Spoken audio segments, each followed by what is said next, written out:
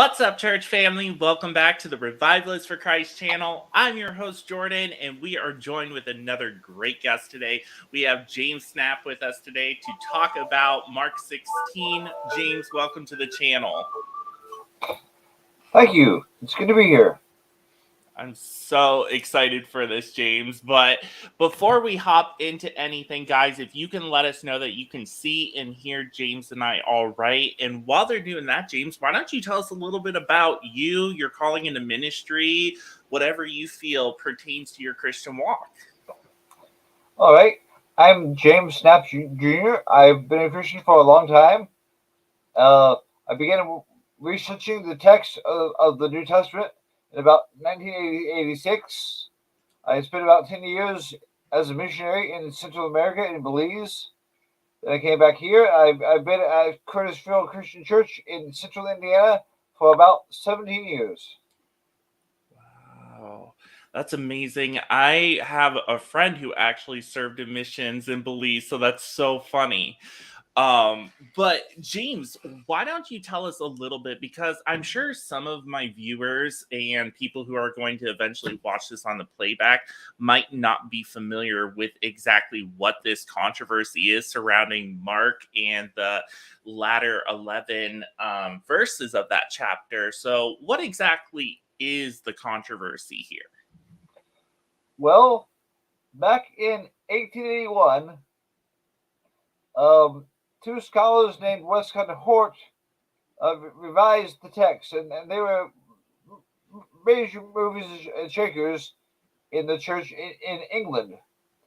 And they put a special value on two old manuscripts, Codex Vaticanus and Codex Sinaiticus, what people in the States usually call Sinaiticus, because these manuscripts come from the 300s, and Sinaiticus had just been discovered a few decades before that by Constantine Tischendorf, who was he was a scholar. He was also a explorer. He would visit lots of monasteries that most people would never visit, and he found Codex Sinaiticus at St. Catherine's Monastery in the Sinai Peninsula, and eventually he took it back to Russia because that's who was sponsoring his trip, and he posted the text. And Westcott and Hort had this theory that these two manuscripts were very, very important, even if all the other manuscripts said something else. Whenever these two agreed, it was almost always going to be the text they would adopt. Well, even though most aspects of Westcott and Hort's approach have been rejected since then, the text is still sticking around. The text that we've translated from today is different from their text in only about 700 places. Out of the thousands of places it could be different. So one of the things I'm trying to do is to explain how much misinformation or false information about Mark 16, 9 through 20 is floating around out there in commentaries, in apologetics books. It's some of the good guys don't know that they're making mistakes about this passage because they're trusting the books that they've been trusting for the past 50 years and they never have updated them. And so, well, just to give one example, Bruce Metzger, a giant among his textual scholars, he passed away a few years ago, sadly. But Bruce Metzger, in his handbook, he said that there are some Ethiopic manuscripts that do not contain Mark 16, 9 through 20. And you'll usually find this claim in commentaries, but all the commentator has done is read Bruce Metzger's book that said that and passed on the claim. Back in 1980, Metzger actually looked into it, and he had a surprising announcement to make in the journal Text and Studies in 1980. He said, apparently, we've all been misinterpreting the abbreviations that somebody gave us 100 years ago. And in real life, all the Ethiopic manuscripts include Mark 16, 9 through 20. The manuscripts of Mark I'm talking about. So, but even though Metzger retracted the claim in 1980, that's more than 40 years ago, you can still find books being on the shelves today, still spreading that claim, including the latest edition of Metzger's own handbook. Even though on one page he corrects the claim, on another page the person who updated it, Bart Ehrman, never got around to fixing it. And so on one page it says no Ethiopic manuscripts into the text at Mark 16:8. And on another page it says some do. So things like that are rampant in academics. And I hope that today's session can be a step in the right direction toward fixing all the misinformation and kind of undoing the damage that has been done. Back when the Revised Standard Version was published, Mark 69 through 20 was not even in the text. It was all in a footnote. Now, when they revised it, it's kind of an unusual thing that they revised a version that was called the Revised Standard Version, but they did. And they put the text back in. But the question is, many people still come to that passage and say, well, wait, this heading or this footnote still says some manuscripts don't contain Mark 16, 9 through 20. And so they kind of scratch their heads and say, well, what's that mean? Is it a text that we should consider authoritative? Or is it a text that we should say, well, that's like the Apocrypha? And so I hope that today's data that we look over today will try to point people in the right direction.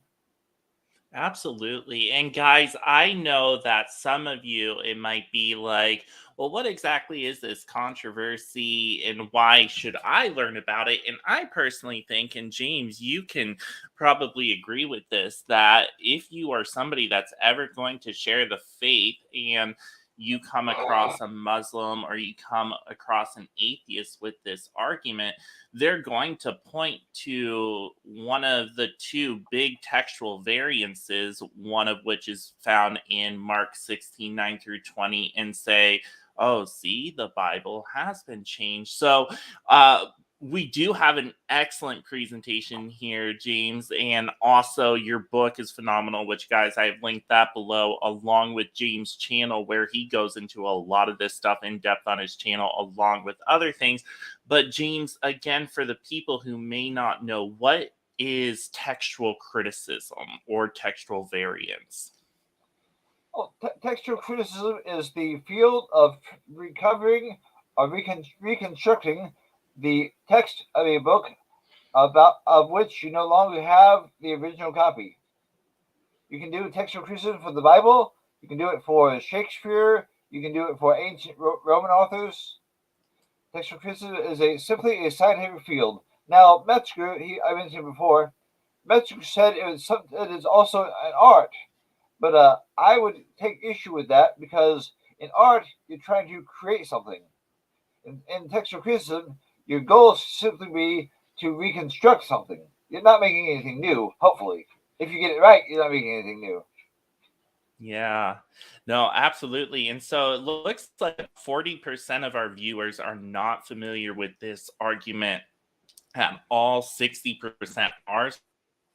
So, guys, I'd be curious to see in the chat where you're currently at, and I would love to hear your thoughts as we go along here. But let me go ahead and pull up this presentation that you so kindly assembled for us, James, and we'll take a look. And, guys, I'll just be kind of following James' direction as far as where we are going to go next in this presentation. But it looks like you have a lot of great stuff lined up here, James, as far as manuscripts, and I'm excited. So go ahead, and I'm just going to let you take it away, and I'll be asking questions throughout, I'm sure. All right. I'll just give you a cue when it's time for the next slide. Okay, perfect. All right. So let's go. Well, one of the biggest challenges is defending Mark 16:9-20 from misinformation. We usually think that guys like Norman Geisler would be on top of things, and yet even he has spread some false claims about this particular passage. Here we see an old manuscript there on the left. Now this is the way the manuscript actually looks, what you see on the screen on the left side. That's the way the manuscript looks. You can go to the website of the Vatican Library, and this is what you'll see. Now this is the last page of Mark. You see that blank space after verse 8. So this is the text of Mark 16 that goes all the way down to verse 8, and then it stops. But it's very unusual. Here at the end of Mark, you see not only the blank space below Mark 16, that's not unusual. That would be normal. But what's unusual is the next column is blank. Now there are guys like Darrell Bock at Dallas Theological Seminary who tells the students that this blank space could not have been left for the longer ending, what's known as verses 9-20. And yet, and many people have said that, and yet, when I actually did the work of taking letters from the same page and cutting and pasting them digitally onto this page, you can see that verses 9-20 do fit in the blank space. Now, what I've done here, I've used the scribe's own lettering. I compressed the letters slightly, so it's a little more tight than he would normally write. But we can see here all of verses 9-20 written in the blank space, including the closing column. Including the closing title. So now, really, to do what's called to leave memorial space, you wouldn't even need to have a space that was exact. If you just had enough to convey, I recall having a space here in the manuscript that I used to see. It's not the one in front of me, but I do remember that. All you need to leave is some blank space. But here, the scribe has left blank space that's very, very close to what you need to include verses 9-20. So that's Vaticanus. Now, you hardly ever see writers, commentators, and so forth mention this blank space. But it should be mentioned because it's clearly, I would say, left as the scribe's recollection of seeing these 12 verses. So that's Codex Vaticanus. We can go on to see Codex Sinaiticus. Now, if you recall what I said before, Codex Sinaiticus and Vaticanus were the two flagship manuscripts of Westcott and Hort back in 1881. And they're representatives, for the most part, of what's called the Alexandrian text. The Alexandrian text is a text type. It goes from Matthew through Jude, but it's especially different from the visiting text in the Gospels. Now, in Codex Sinaiticus, this is another manuscript that you can find online. It has its own website, codexsinaiticus.org. At the end of Mark, we see something highly unusual. We see what's called a cancel sheet. So, what is a cancel sheet? A cancel sheet is a replacement page. It's all 4 pages that so each page has front and back, and these 4 pages contain text from Mark 15, Mark 16, and Luke chapter 1. All the way up, I think, to Luke 1:56. Well, on this cancel sheet, one of the questions we had to ask is, okay, why did the supervisor of the manuscript scriptorium, why did he, the guy who's proofreading the manuscript before they bind it, why does he take the manuscript's pages out and replace them with pages that he did? Well, probably there was a big error the scribe made. He probably skipped a big portion of Luke. In Luke, we see the pages, the lettering is very, very compact. Like he's really squeezed a whole lot of letters into the space that you would normally contain fewer letters. And the reason he did this was to fit in all the material that the main scribe wrote, as well as the extra part that should have been there, but which the main scribe left out. So it's important to kind of deduce what was going on. We have to count the letters in each column. When we see that being done, we see that the scribe was writing at about the rate of 365 letters per column. But when he gets further on in Mark, there on the second page, he slows down. His letters, the space between letters, get a little bit bigger. And when he turns the page after that and gets to Mark 16:2, and this is 2 columns before Luke begins. Now, because the problem, the challenge of making this text line up with the next page, that problem came up on in the text of Luke. So the diorthosis, or the proofreader, when he's making these pages, he writes Luke's text first. He has to be careful with Luke to make sure everything fits, and it lines up at the end of this page with where the next page begins. So as he's lined up Luke, then he can take his time with Mark. So at the beginning of Mark, he doesn't worry about it. But apparently, he forgot what he was doing, and in Mark, in the column 4 of page 1, he began to contract his lettering again. And then it must have occurred to him when he turned the page, oh, what was I doing? So he goes back to his normal rate. But then, as he's writing Mark 16, verse 1, he accidentally himself, the guy who's supposed to be proofreading, he skips a verse.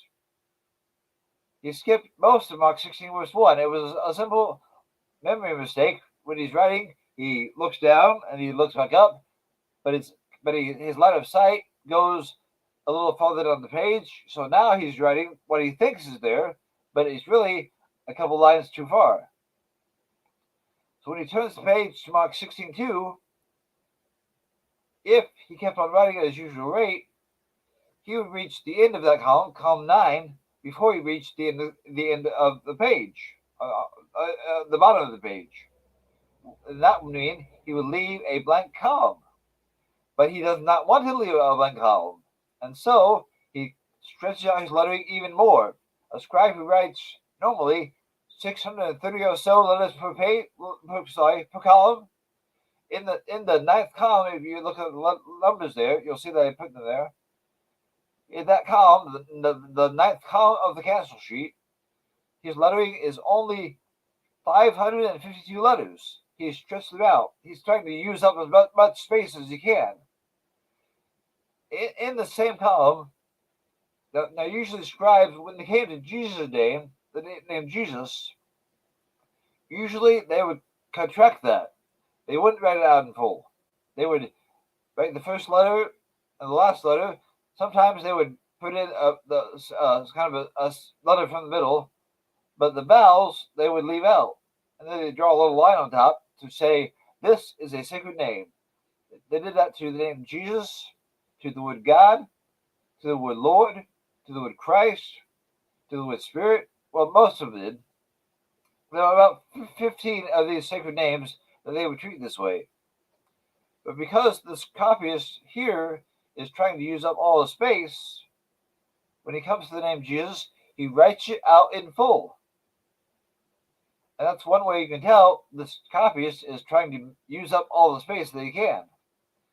Because he does do that, because he stretches out the space, that's how he has letters to put in column 10 before he reaches the text of Luke in the next column. And why would a scribe not want to leave a blank column? Because the scribe does leave other blank columns for other books.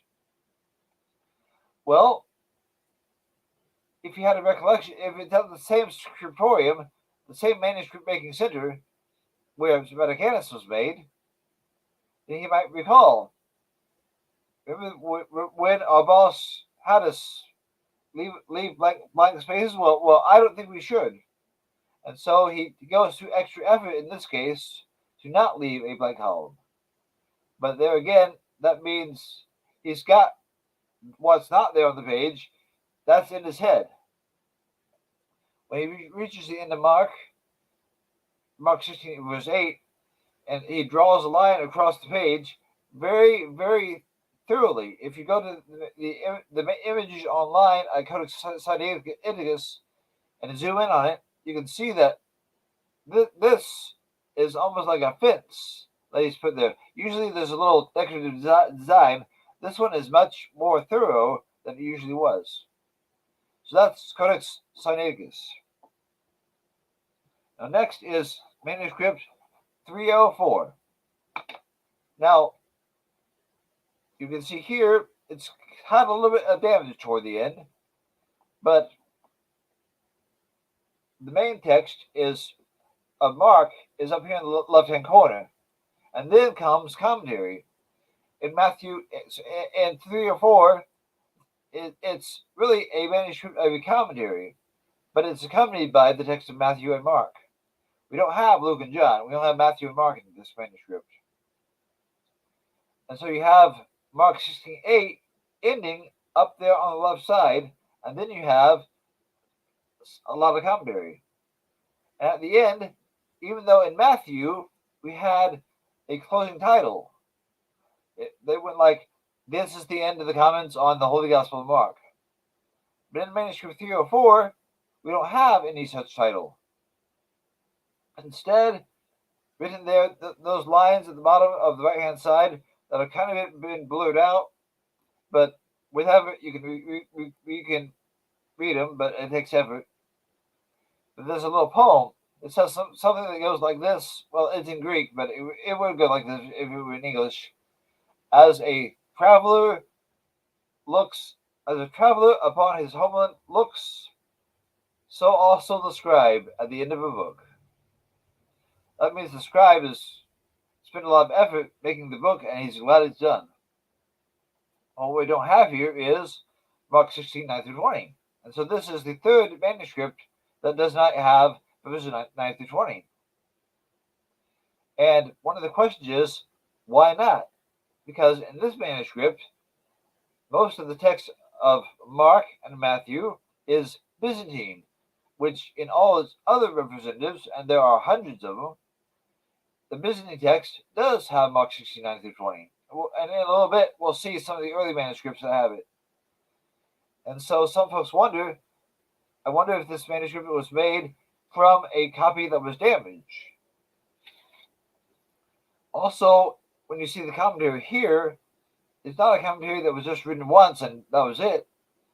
The commentary, a guy named Theophylact, his comments look a lot like these comments. So if the author was using Theophylact as a source, we would expect verses 9-20 because Theophylact wrote about those verses. And so when we see 304, we say, yes, it does indeed in Mark's text in verse 8, but the question is why? Was this a manuscript that was copied from a damaged copy? In other words, was its exemplar simply damaged? Another possibility is that perhaps Matthew and Mark, which we have in manuscript 304, were the first set of what was a 2-volume set.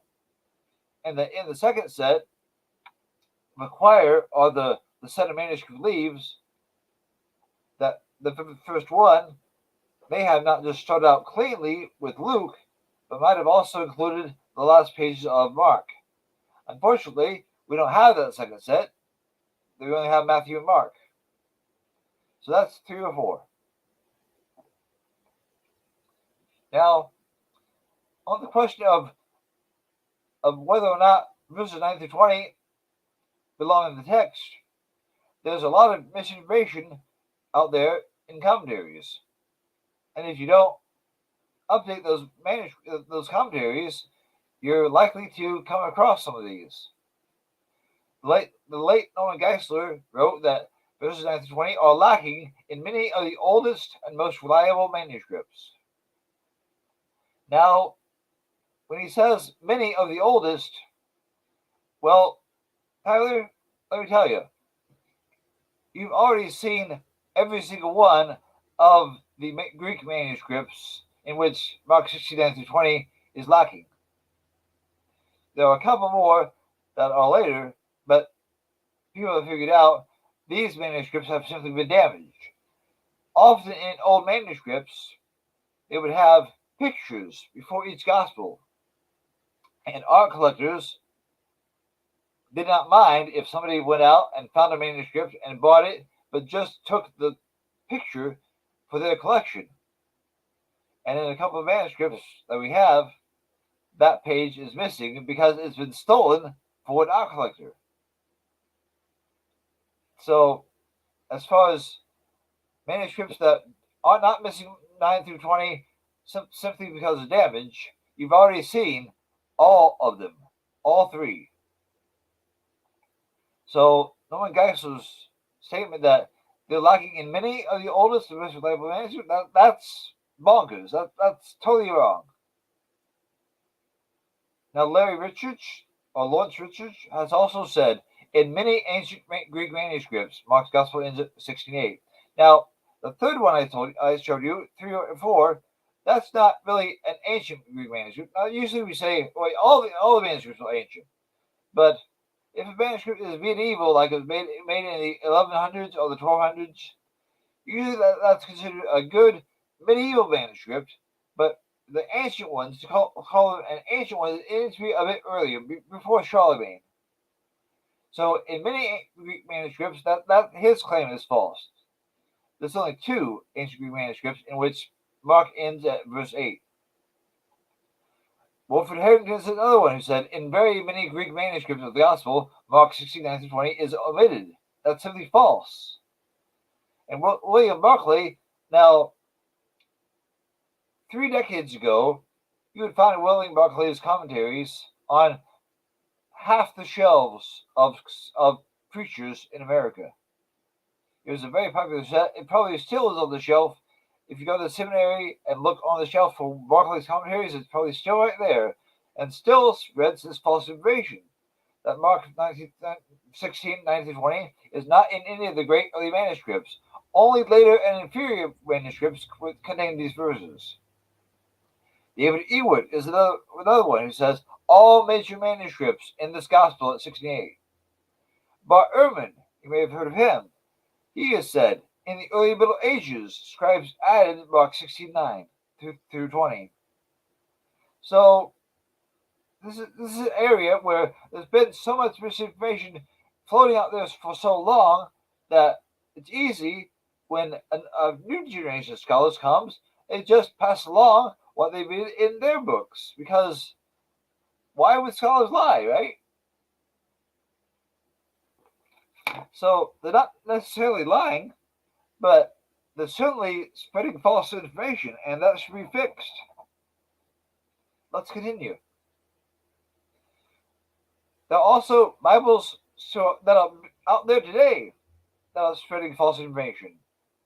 In the original edition of the Message, fortunately, it has been fixed a little bit since then. But when the Message first came out,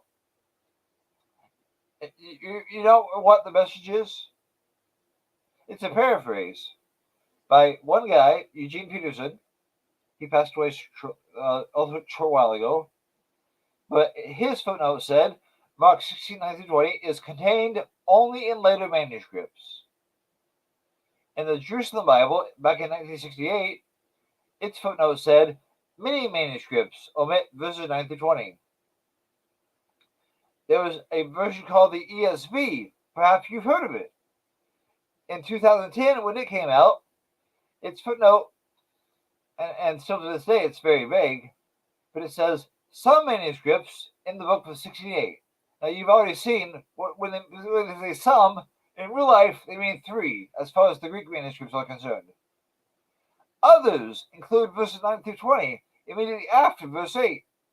Others. So well, it's a close game, right? We're going to use numbers, so we'll say some and others. And also, though, they have more information. A few manuscripts insert a few additional material after verse 14. One Latin manuscript, one which is, by the way, the worst copied manuscript in existence in any language, Codex Mariensis, we'll see that later, it adds the shorter ending. And it says, other manuscripts include the same wording after verse 8, and then continue with verses 9 to 20. So, well, there's other manuscripts. So, some, others, a few, others again. Now, I wrote to one of the editors of the ESV, and lo and behold, later on, they changed the note a little bit. But for some reason, instead of changing it to one, it said at least one. But it's one. Anyway, let's keep on going. But remember the wording here. How misleading it can be to say, well, some say it, some have it, some don't, others don't have it. Well, if we show people what do they mean by some and what do we mean by others, we've seen the some already, 3. What manuscripts do support Mark 16, 9 through 20? Well, let's start with the uncials, or what are called the magistral manuscripts. Codex A, Codex C, Codex D. Now, Codex D has been damaged, but it has the first 15 verses. The next page is lost.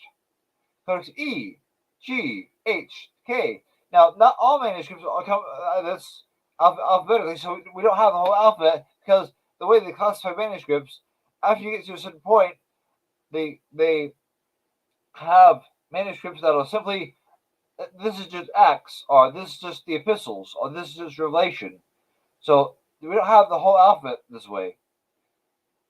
Then you get to the minuscule manuscripts. Now, the minuscule script is a script that was developed formally. There was cursive lettering before this, but what we call minuscule, the manuscript can be the same size, although Codex Sinaiticus and Alexandrinus and others are big. But when you have numbers that do not have a 0 in front, then you have a minuscule manuscript that's written in what we would say is cursive lettering. We have a manuscript with an O in front of its ID number. You have those manuscripts that are written in all capital letters. So let's see how many of those cursive or minuscule manuscripts we have. Well, from 1 to all on this list, but that's not the end. Go ahead and let's see. Are there any more? Oh yes, there are a few more. Well, that's a lot. Are there a few more? Yes, there are a few more. Now, I don't know if you have a slide. Yes, there's slide 40. It also has all of these. Each one of these numbers is a single manuscript. So that gives you an idea of what are we talking about when we say some and others. Well, ESV footnote, the sum is 3. The other is 1,643. But really, I am making a low estimate here, because there are at least 10 more that are out there, but I didn't have updated for the slide. But besides all these continuous text manuscripts of Mark, there are also the lectionaries, and there are hundreds of those, and they also include verses 9 through 20. Now, somebody might say, "Oh, but those are just the old. This is just the young manuscripts. Those were just written the other day." That's not true either, because in Codex Alexandrinus from the 400s, we also have, as you can see here, Mark 16, 9 through 20. And there in this box, it's enlarged, so you can see it plain as day. Also in Codex C, you can also see Mark 16, 9 through 20. Well, you can see most of it. You can see on one page, verses 9 through 14.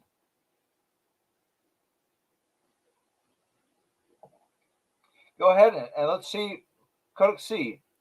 Now, Codex C is what's called a palimpsest, and that should provoke a question. What is a palimpsest? Well, a palimpsest is a manuscript where the parchment has been recycled because in the old days, when all books were made of parchment, sometimes you had a book that you didn't need anymore, but you wanted to make a new book that you did need. And if this old book was in a language you didn't read or in a script you didn't use, those books were vulnerable to be recycled. In other words, somebody would come and wash off the ink and then reuse the blank parchment for a new book.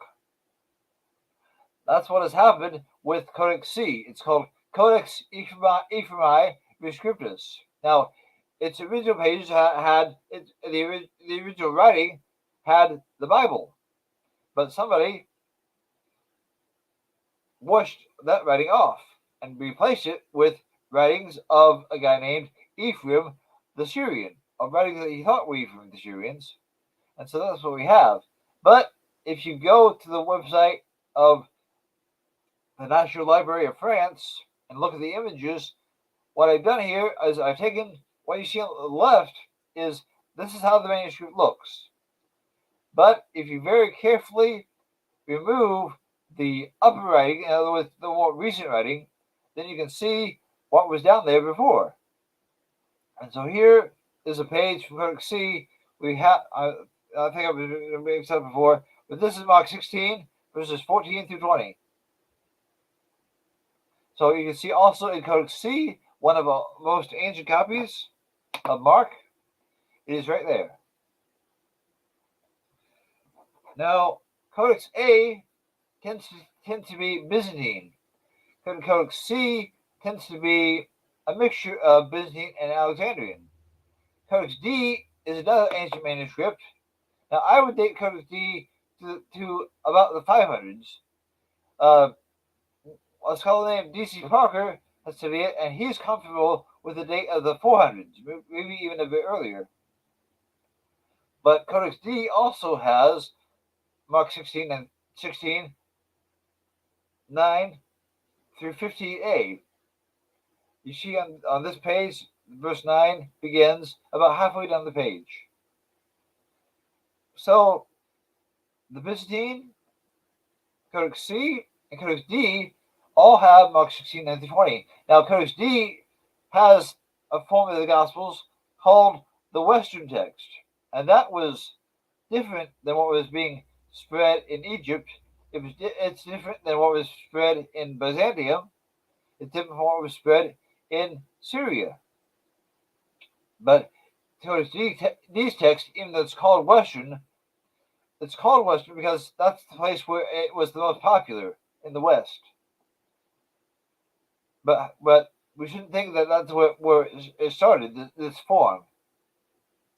And so, in the Byzantine text, in Codex C, and in Codex D, the Western text, we have Mark 16, 9 through 20 supported, even though the Codex D has undergone some damage.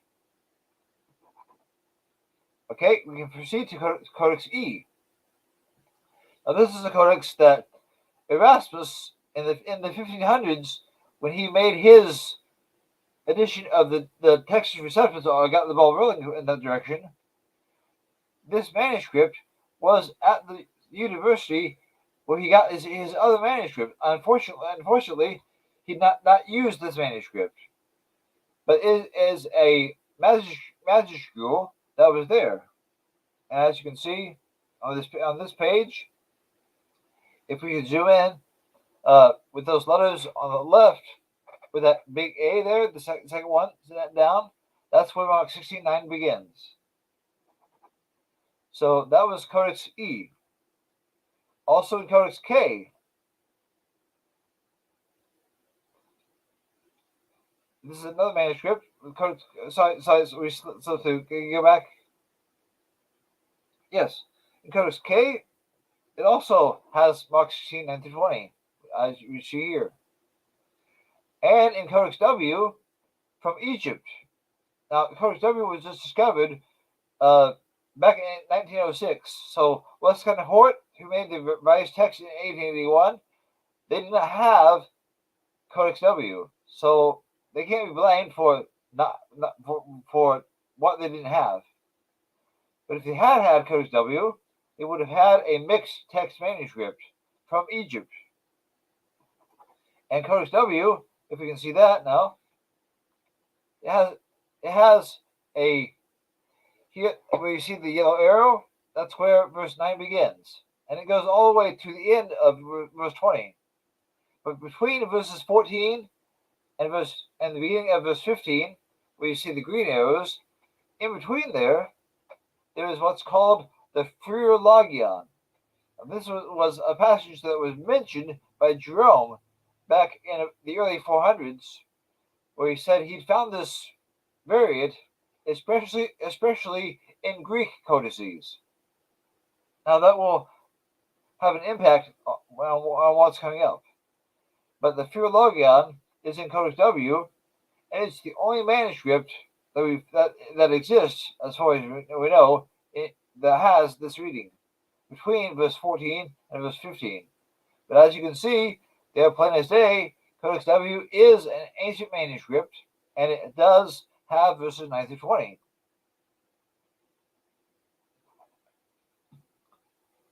Now, commentators almost always say, but there are some copies, or a number of copies, or not a few copies, I think that's the way Bruce Mesker put it, that also have a note that says, in some of the copies, the evangelist's work is finished here.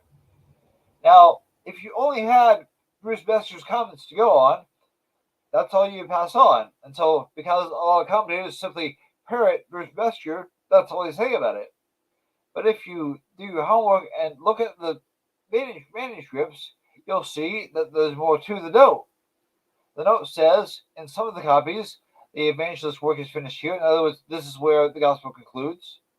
And so do Eusebius Pompilius canons. Now, to us in America, Eusebius Pompilius canons means probably nothing. But if we were in ancient Greece or Byzantium, Eusebius of Caesarea had made a cross-reference system for the Gospels. And very often in the Gospels manuscripts, you'll see at the very beginning this beautiful illustrated chart of cross-references. And so that's what the note is talking about. But even though it says in some of the copies, we have it with the Gospel is here, it goes on to say, in many, this also appears. And that's a reference to verses 9 through 20. Now, go back. In some of them, there's no mention of Eusebius' canons, but it just says in some of the copies the gospel is completed here, but in many, this also appears. Okay, we'll keep going. Now, some commentators will also say Clement of Alexandria shows no knowledge of these verses, because again, they're just saying this because they pulled words out of Metzger's book, and that's what they're trying to write down in theirs.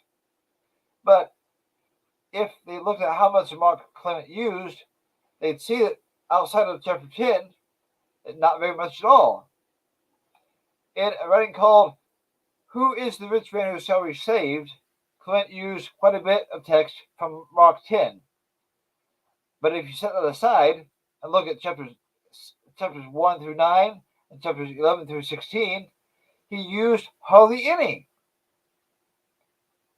As you see on my note, out of 626 verses outside of chapter 10, we see him use clearly Mark 8:38 and probably Mark 9:29. And maybe, even though we don't have his writings in Greek for this, he would probably appear to use a few verses from 2 chapters 13 and 14. But the maximum number of verses from Mark outside of chapter 10 that Clement uses is 8. In other words, he uses 1.3% of Mark's chapters 1 through 9 and chapter 11 through 16. And that's the basis for them saying Clement shows no awareness of Mark 16 through 20. Well, Mark shows no awareness of almost any 12 verse section you can point to.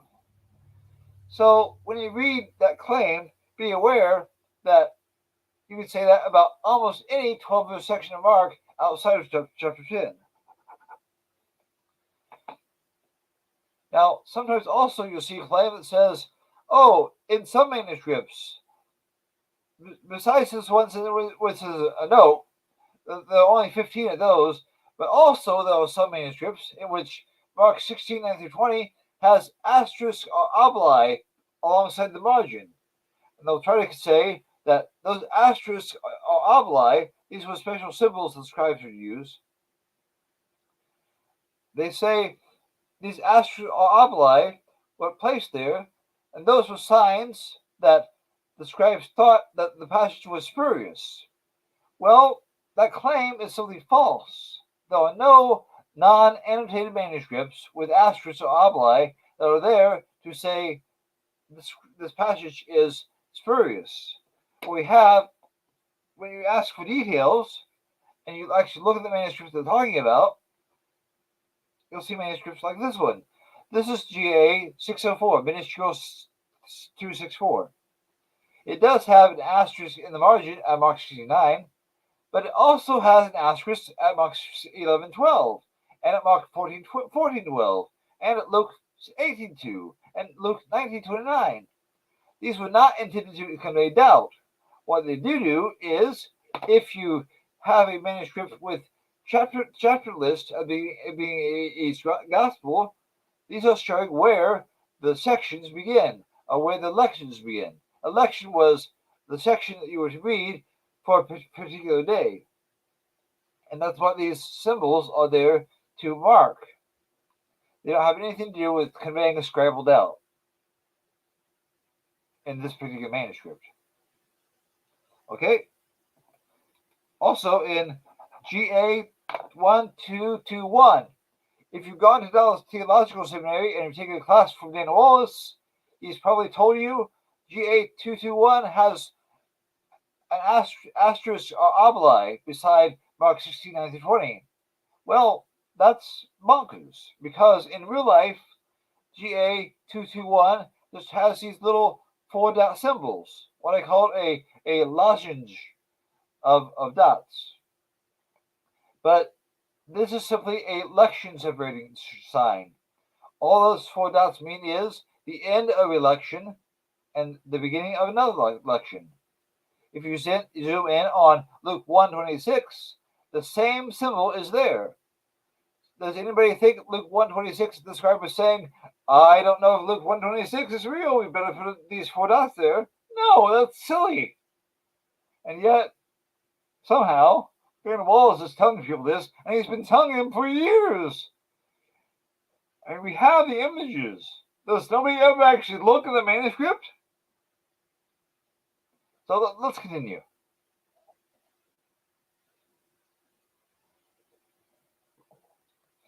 Another thing that commentators will often say is nobody used Mark 16:9 through 20 until much later. For instance, Craig Evans seems to think, you probably read the commentator Craig Evans. He seems to think that Mark 16:9 through 20 didn't come along until 200 years after Mark wrote. Well, that would be the year 260. However, in real life, now we won't have time to dig into all the details about each one of these patristic writers. In my book, I go into detail.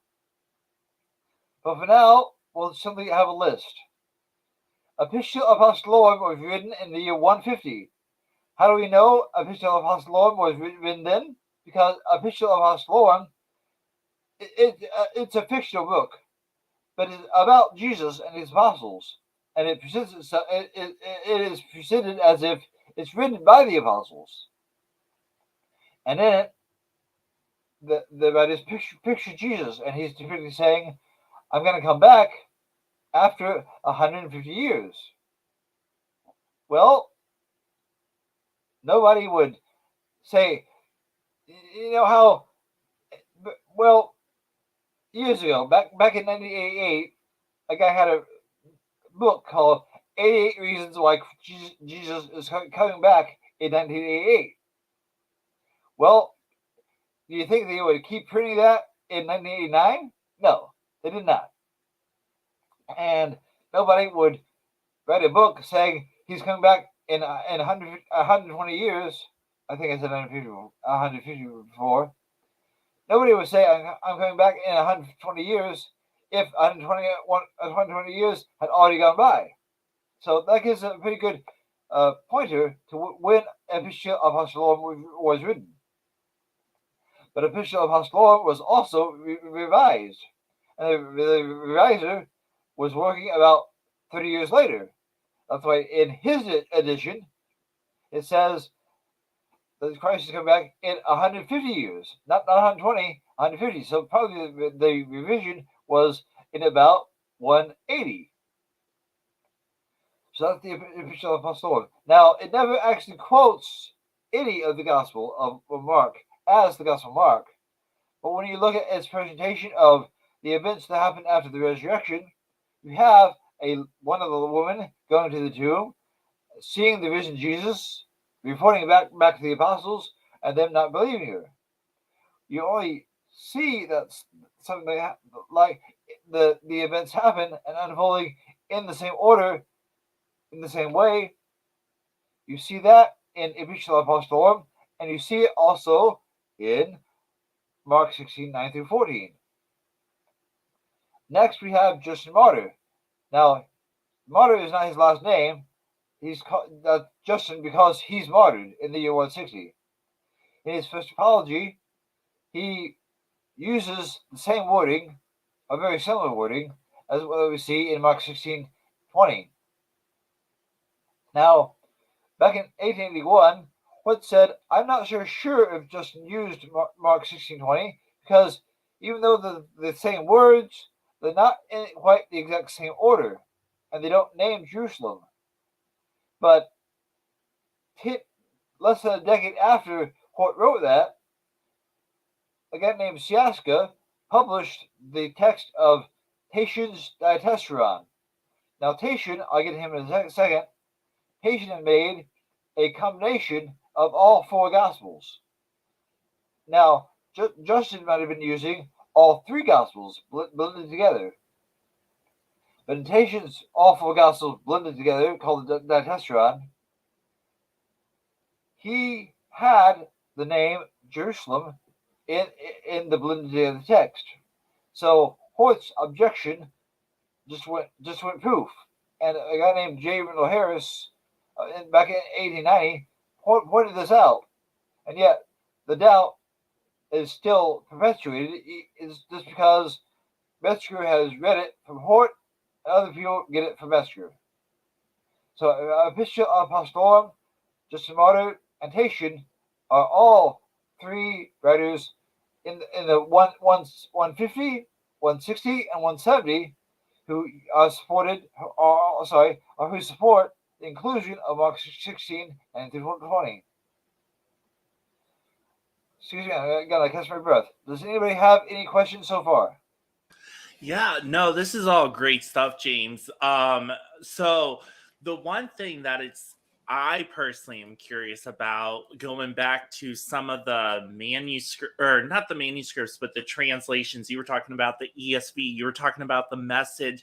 So what I'm curious about is, do you think that translators sometimes approach their translations with a certain bias, and in doing so, they are privy to information that they don't make public and actually withhold information to support their bias? Well, not so much translators. I think most translators, even though a person may be a translator, that doesn't mean that they're familiar with the text. They might just be somebody hands them a text and says, translate this, and that's as deep as it goes. With others, go ahead. With others that are textual critics, some of them say, "Well, we've been doing it so long, translating from an Alexandrian text. Who wants to say, okay, public, we've got it wrong for the last 100 years, but you can trust us now. We'll fix our footnotes." And nobody seems to be in a hurry to fix the footnotes, because the ESV's footnotes is still bad. The NASB's footnote is still bad. The NIV's footnote is still bad. And the NLT footnote is still terrible. So definitely some editors need to have somebody tell them, you need to fix your footnotes. There's no reason to be this big. You can count to 3, right? And I think a lot of people don't, well, either they don't know or they don't think their voice is significant enough that they can speak out and hold these people accountable who are putting forth translations that, hey, you made an error here, or you don't have all the information here. You need to correct this. Yes, I found that in dialogue with them, sometimes it's natural to be gracious, to don't say, "Hey, you're lying about this." Everybody wants to give people the benefit of the doubt and say, "Excuse me, in this small detail, I think you may have made a mistake. You might want to go back and check your facts, see if you gotten something from Bruce Messenger that was erroneous." But nobody seems to want to do the work. But if that's a tangent that I could get into. But we have a lot to cover here. Yeah, absolutely. I say we get right back into it. If you have caught your breath, I understand just talking a lot. Sometimes it's like there's times where I'll just be going and I'm like, wow, I feel like I ran the Boston Marathon. Well, Irenaeus was an interesting guy. He grew up in Asia Minor. He said in his youth that he heard the guy Polycarp who heard John. So we're talking 2 generations from the apostles. And Irenaeus eventually moved to France. So, well, it wasn't France back then; it was Gaul. But in a city called Lyon, which wasn't Lyon then either; it was Lugdunum. But he was bishop in Lugdunum, which is now Lyon, France. Irenaeus also visited Rome. So Irenaeus had the opportunity in life to see what text was being read in Asia Minor, in France, and in Rome. Well, he wrote a book called Against Heresies in about the year 180. When he wrote book 3 in part 10, chapter 10, he made an explicit quotation of Mark 16:19. So even though in Irenaeus' papyrus copy of Mark, because it's made of papyrus, it would naturally rot away. Unless people live in a very, very dry climate, if your manuscript was made of papyrus, it would naturally rot away. Papyrus just didn't last that long. It had to be kept dry. But because Irenaeus quoted Mark 16:19, we can see in that quote what his manuscript of Mark was like.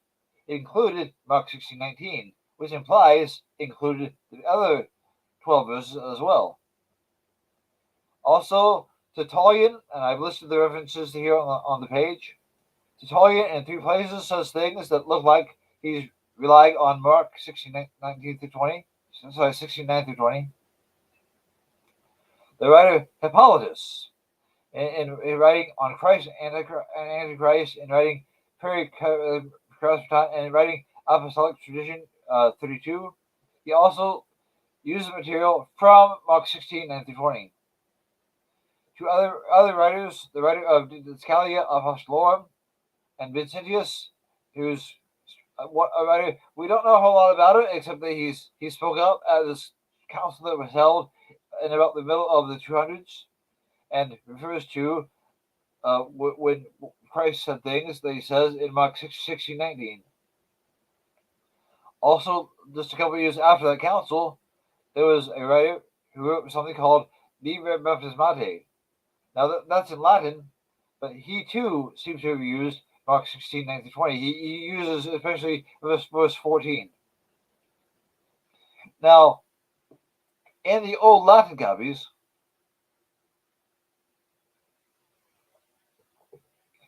they didn't have the same chapters that we have today.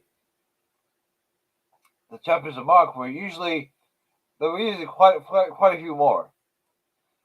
But in the Old chapter summaries, when they began a book that they had studied for a while, they would divide it into chapters, and each chapter would have a hypothesis or a chapter summary.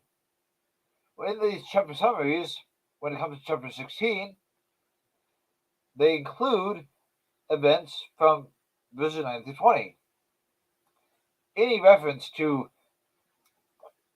Jesus' appearance to Mary Magdalene, to the apostles, that was all it took, and that was shows that in the text included verses 9 through 20.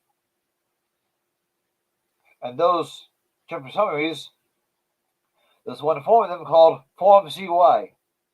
Now, most commentators never even mentioned the chapter summaries. But in the form of CY, it's called CY because that's a form that probably goes back to the time of Cyprian or just a little bit afterwards. There's also a pagan writer named Hierocles. He's probably a student of another heretic, Porphyry. Hierocles was known for getting all his ideas from other writers, so Hierocles is probably repeating something that he heard from Porphyry here. Well, in Hierocles' book, somebody got a hold of it about 100 years later, named Macarius Magnes. Now, Magnes in this case does not mean he was great.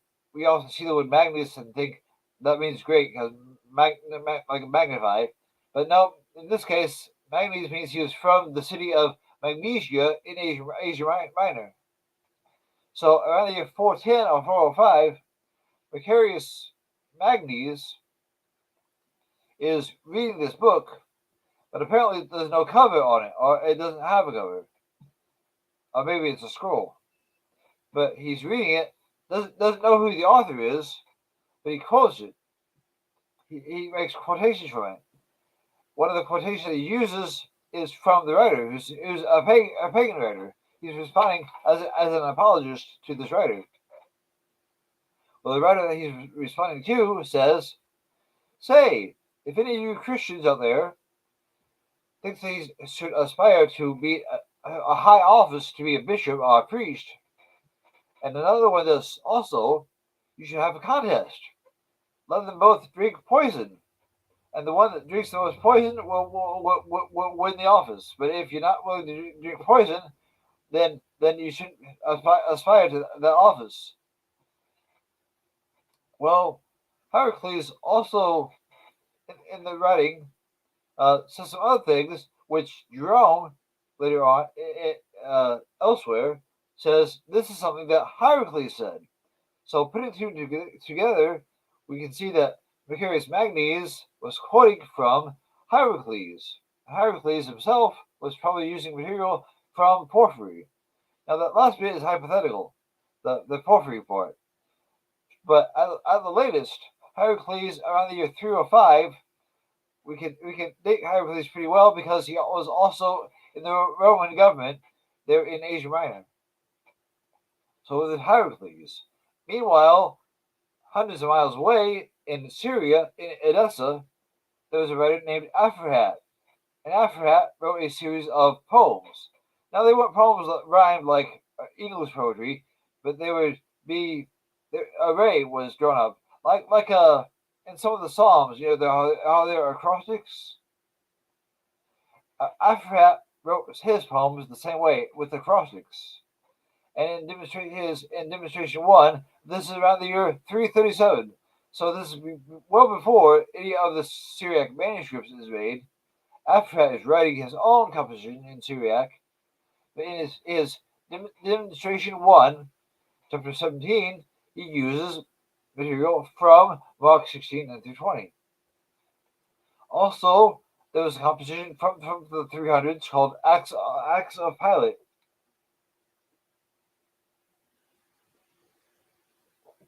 Now, spoiler alert, this is not really Pilate. This is a later writer making things up to look like it comes from the court of Pilate. And if you read it, you can easily find it online. Some forms are called the Gospel of Nicodemus because he also figures into the story. But Acts of Pilate also uses, in chapter 14, material from Mark 16, 15, and 16. Now, Acts of Pilate was eventually expanded and uses even more of Mark 16, 19 through 20 in the expansion. But in the earlier version, it still has Mark 16, 15 through 16. And then we come to a guy named Marinus. Now, oftentimes, the other guys get skipped, and the commentators will only focus on Marinus and Eusebius and Jerome. But I would caution readers, don't just read snippets. About 12 years ago, a man named Roger Pierce went through the trouble of making the definitive edition of Eusebius's relevant composition that's called Ad Marinum. And in Ad Marinum, although Metzger presents this one way, if you read Pierce, and by the way, this is available online as a free download. Yes, you heard right, free. So you can get this book online in digital form for free. Yes. Well, Eusebius gets his letter from Marinum, and Marinum asks, "Hey, Eusebius, Marinus has lots of questions. Like it's a question and answer kind of book. But in this question and answer, Marinus asked, say, Eusebius, how do you square up Matthew? Now bear in mind, they didn't have chapter numbers, they didn't have verse numbers back then, but it's what we would call Matthew 28:2. So Marinus asks, hey, Eusebius, how do you square up the timing of the resurrection from what we see in Matthew 28:2 and what we see in Matthew 16:9? Eusebius, in his answer, says, well, there's two ways you can go about this. One who atheizes or marks as spurious that pericope, or in other words, that section of text, would say is not found in all copies of the Gospel according to Mark. But Eusebius goes on to say a lot more. Don't just stop at the snippets. Read the whole section. There's no reason not to. So let's continue.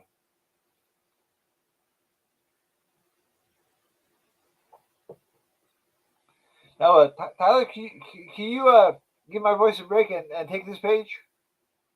Yeah, of course. So Okay. right here we have the continuation of the quote from Eusebius, and it says, accurate copies and their text of the Markan account with the words of the young man whom the woman saw and who said to them, do not be afraid, it is Jesus the Nazarene that you are looking for, etc. After which it adds, and when they heard this, they ran away and said nothing to anyone because they were frightened.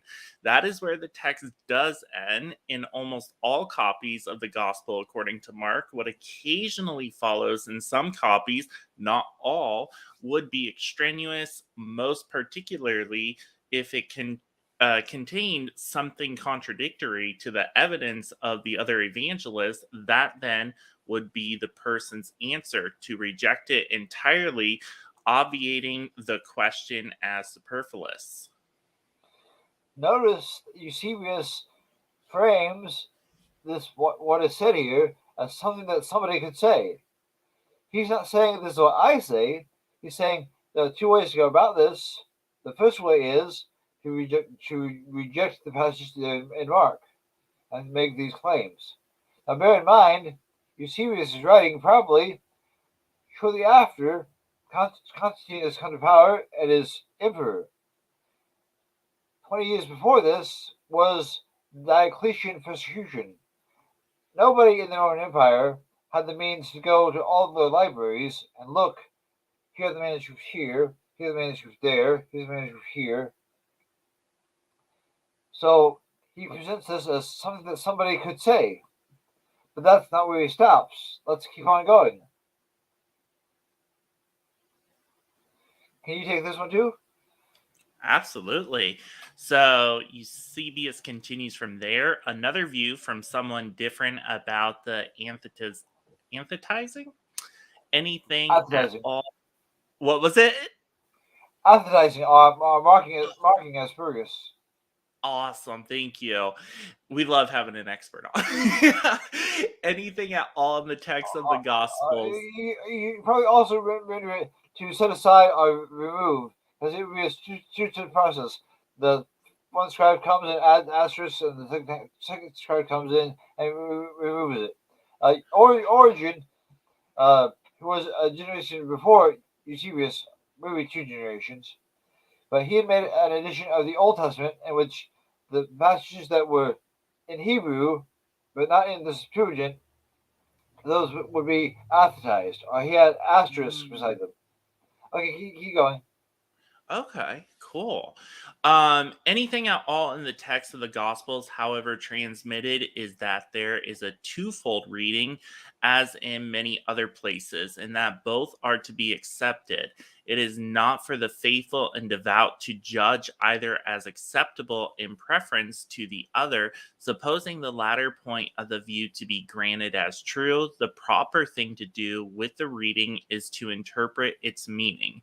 If we were to divide up the sense of the wording, we would not find it in conflict with the words in Matthew to the effect that the Savior's resurrection was late on the Sabbath, because we shall read the words in Mark, having risen again early in the morning, with a pause punctuating after having risen again and making a break in the sense before the following words. So Eusebius here is resolving the question that Marinus has asked. He doesn't say, well, Marinus, what you have to do is give me that passage in Mark. Let's reject it, because either somebody could say that, but that's not what Eusebius recommends. What he instructs or advises Marinus to do, because he can already tell in Marinus' copy it's there. So what he instructs Marinus to do is, in verse 9, instead of saying, rising early on the first day of the week, say, rising early, and then pause, and then say, on the first day of the week. And that resolves the perceived tension with Matthew 28:2. Okay, let's keep going. So Eusebius says some more. He says, thus 2 points of time are presented here: that of the resurrection, late on the Sabbath, and that of the Savior's appearance, early in the morning, as written by Mark in words to be read as including a pause, having risen again. Then the next words are to be pronounced after our punctuation mark. Early in the morning, on the first day of the week, he appeared to Mary Magdalene, from whom he had driven out some devils. Now, it's possible, maybe later on, after he wrote this, Eusebius could have changed his mind, because we don't see the section, the verse 9 to 20, in the Eusebian canons, his cross-reference system. But in Admiratum, this is not how you reject a passage. This is how you tell somebody to keep a passage and use it.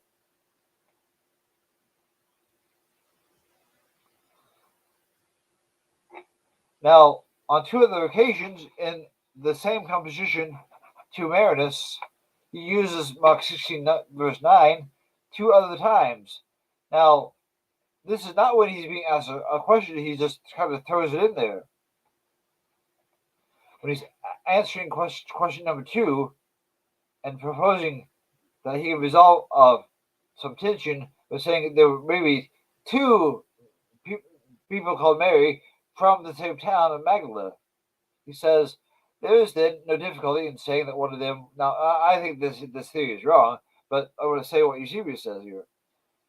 There's no difficulty in saying that one of them was the Magdalene who, in Matthew, came to the tomb late on the Sabbath, and then the other, also Magdalene, came there early in the morning in John, and she is the one of whom it is stated in Mark, according to some copies, that he had cast some devils out of her. And as he answers the third question, he says, then the Mary and John would be a different person who gets there later than the others, early in the morning. This would be the same one from whom, according to Mark, he cast out some devils. So on 2 other occasions, Eusebius quotes verse 9 again. Now, Metzger didn't mention these other occasions where Eusebius uses Mark 16 verse 9, but he probably should have. And people should probably, every time they use Metzger to refer to Eusebius, saying that almost all manuscripts of Mark don't have verse 9 to 20, they should add, this is something Eusebius said, somebody might say this. But Eusebius himself advised Meredith to keep verse 9 to 20. And he also quotes verse 9 on two other occasions in the same composition. So every time we see Eusebius quoted by a commentator, these other details should be remembered and noted. Continue. People sometimes will say, Jerome also says that almost all copies of Mark did not have verses 9 through 20. But in real life, the situation is quite different. What Jerome says is basically a abridgment in Latin of what Eusebius wrote in Greek. Somebody had written to Jerome and asked many of the same questions that we see Marinus asking in Greek to Eusebius. Now, Eusebius wrote in the early 300s. Jerome is writing in the early 400s. And you see here, Jerome's comments parallel what Eusebius wrote. And I think we'll just say the slide doesn't want to read it, can come back in the video and pause it here. But it sounds a lot like Eusebius because it is Eusebius. Jerome has basically translated Eusebius' comments and made an abridged version of them. And again, he claims, no, almost all of the Greek codices don't have these verses, but he himself advises his correspondent to keep verse 9 and goes on to say how it should be read. He goes on to say, just like Eusebius said, after Jesus arose, have a little pause, and then say, on the first day of the week, he appeared to Mary Magdalene. Now, D.C. Parker is a scholar in Britain, and he has realized and wrote down that Jerome's work is simply a translation with some slight changes of what Eusebius had written. Now, I would say Jerome's composition ad hederium does wander at some points. At some points, Jerome puts in his own 2 cents worth, but D.C. Parker is basically right. Jerome says what Eusebius said because Jerome is simply translating Eusebius. So we're not seeing Eusebius.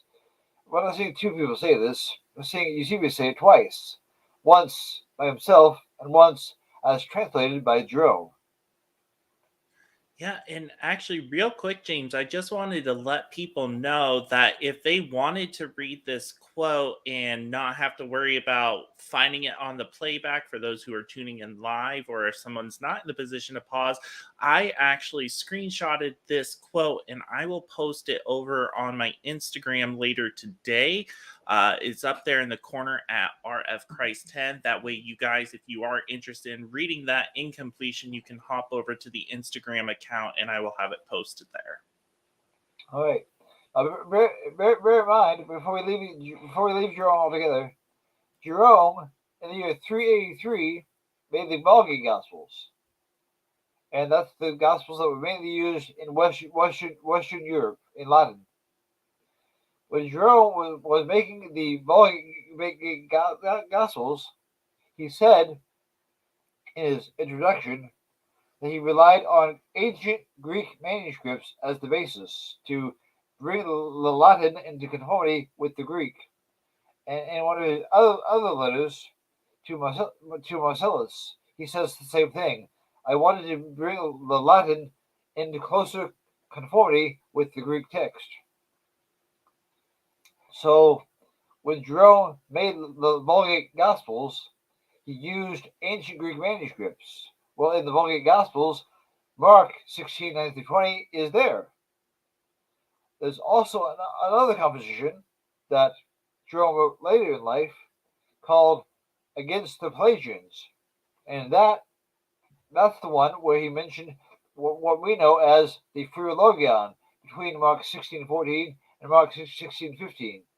He says in Against the Pelagians, he found that interpolation, the Philologion, especially in Greek codices. So Jerome, rather than saying, as if he's speaking for himself, "Oh yeah, I hardly ever found Mark 16:20," in real life, Jerome found it in the ancient Greek manuscripts he used as the basis for the Vulgate. He also found it in the manuscripts that had the Philologion.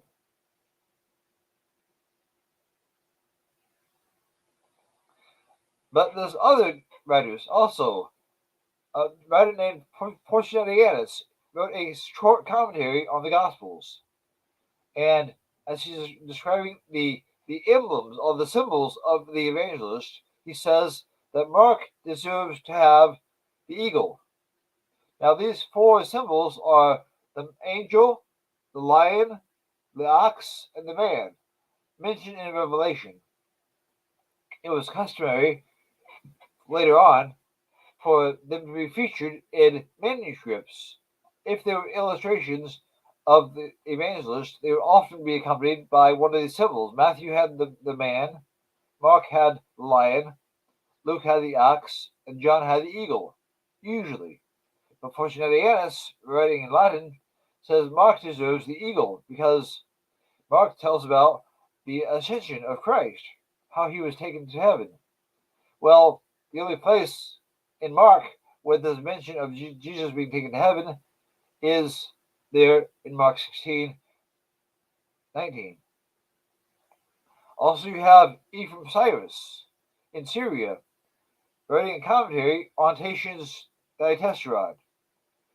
In Ephraim's commentary on Tatian's Diatessaron, he mentions or he uses material from Mark 16:20. Also in Italy, Ambrose of Milan. Now, Ambrose of Milan was a significant character.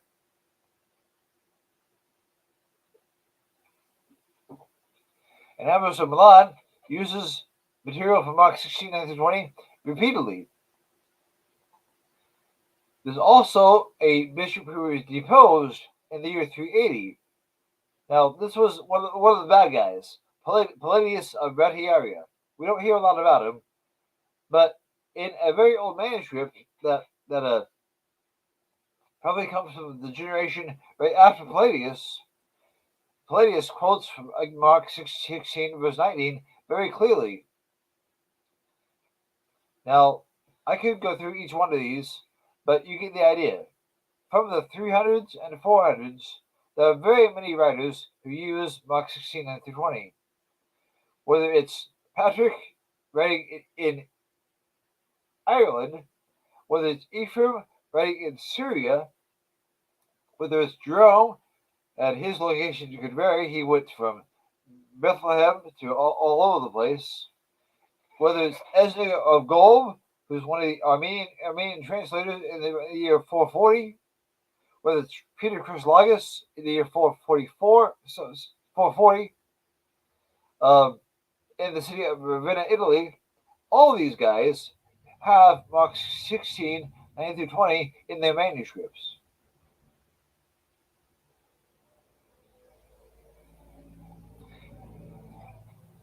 If you look back to writers later than those guys, but before Charlemagne, you continue to see this passage is very, very widespread. Victor of Antioch refers to Mark 16:20, and even comments what's called the Catena Marcum. This is a running commentary that was a collection of comments from early writers, guys like Origen or John Chrysostom or Cyril Alexandria.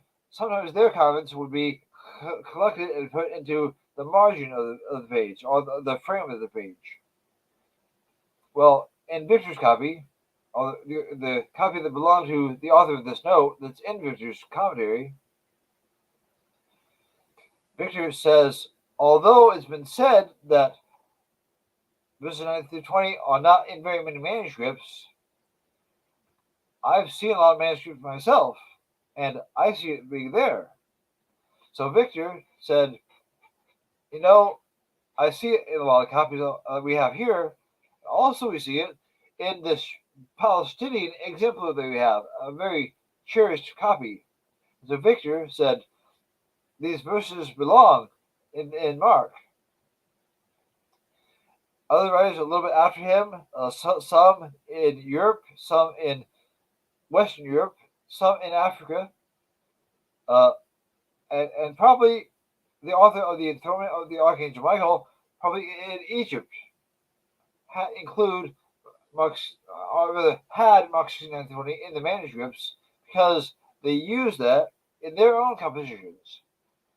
Now, in England, we have this composition called Life of Saint Samson Abdul. Usually we think Samson, we think the big strong guy from the Old Testament. But Samson Abdul was one of the great missionaries of those days. And the account of Samson's life, which was written by one of his own assistants, the assistant writes that Saint Samson was being endangered by some enemies, and they'd given him a cup to drink, but in the cup was poison. The story goes, now again, I can't verify that the story actually happened this way, but this is what the account says happened. It says that Samson, perceiving that the cup was poisoned, nevertheless, because he remembered what Mark says, where it says, "They shall drink poison from a snake, and it shall not harm them," he prayed, made the sign of a cross, and drank it down, and never even had a headache. Now, maybe Samson realized that snake poison, though some kinds of snake poison, that you can ingest, and as long as it does not enter your bloodstream, it won't hurt you. There's also a composition from Egypt that goes back a pretty long way. Now, there's only one known copy of it. It's at the Vatican, and so even though the copy comes from much later, the revelation of the Magi, or Magi, probably goes back long before it. I only put it in this category before the 700s because that's the only copy we have. But the composition date probably goes way back. So you can see there were over 40 patristic writers who used Mark 16, 1920. Now, Craig Evans had said,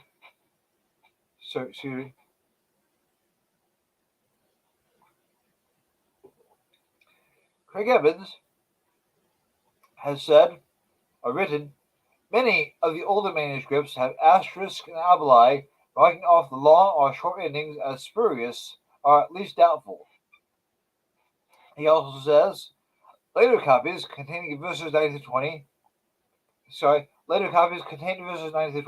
but they are marked off with asterisks or obelisks, warning readers and copyists that these 12 verses are doubtful.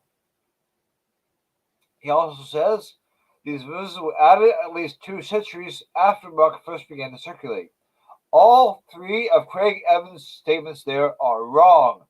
Somebody tell this poor guy, Craig Evans, you have been misinformed. I know you don't want to lie to your readers. Nevertheless, when your readers trust you and go on to share that detail with others, they're saying something that is not untrue because you told them something that was untrue. So, Craig Evans, if you get this message, please fix your books. You're welcome.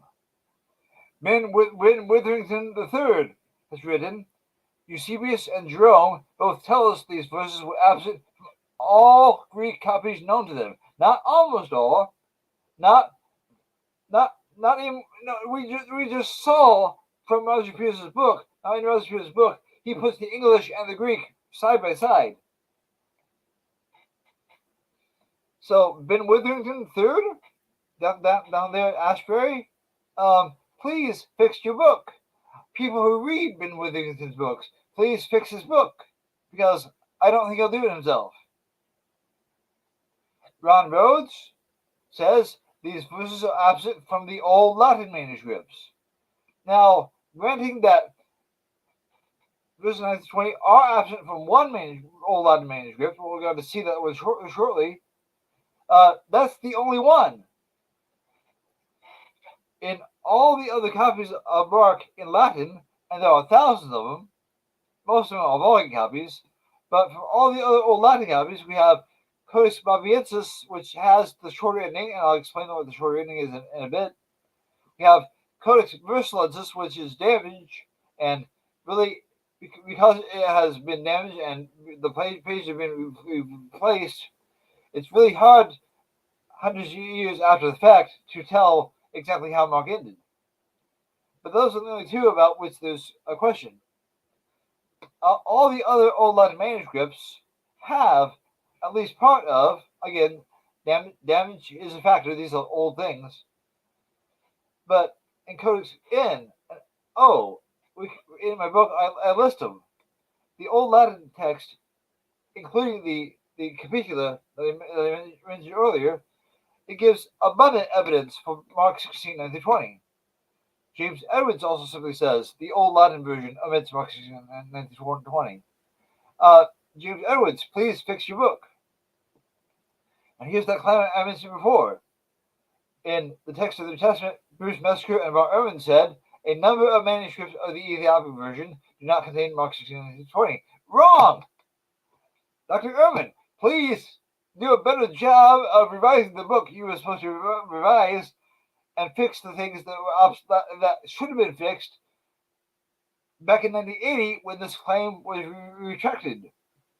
Dr. Irwin, please do so. Thank you. You're welcome.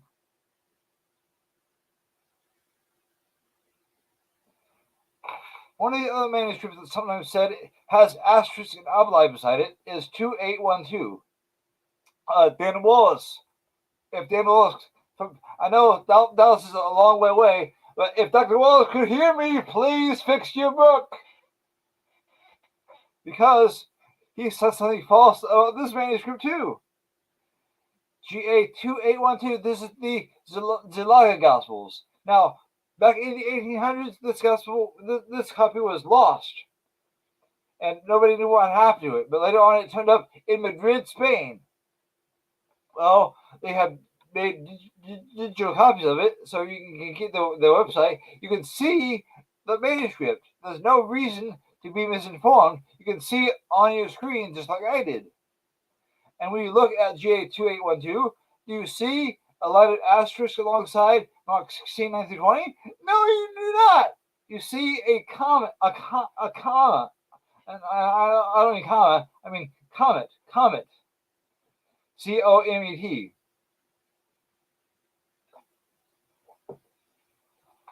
Now, when I see it, it looks like an upside down ice cream cone. But it's supposed to be a comet.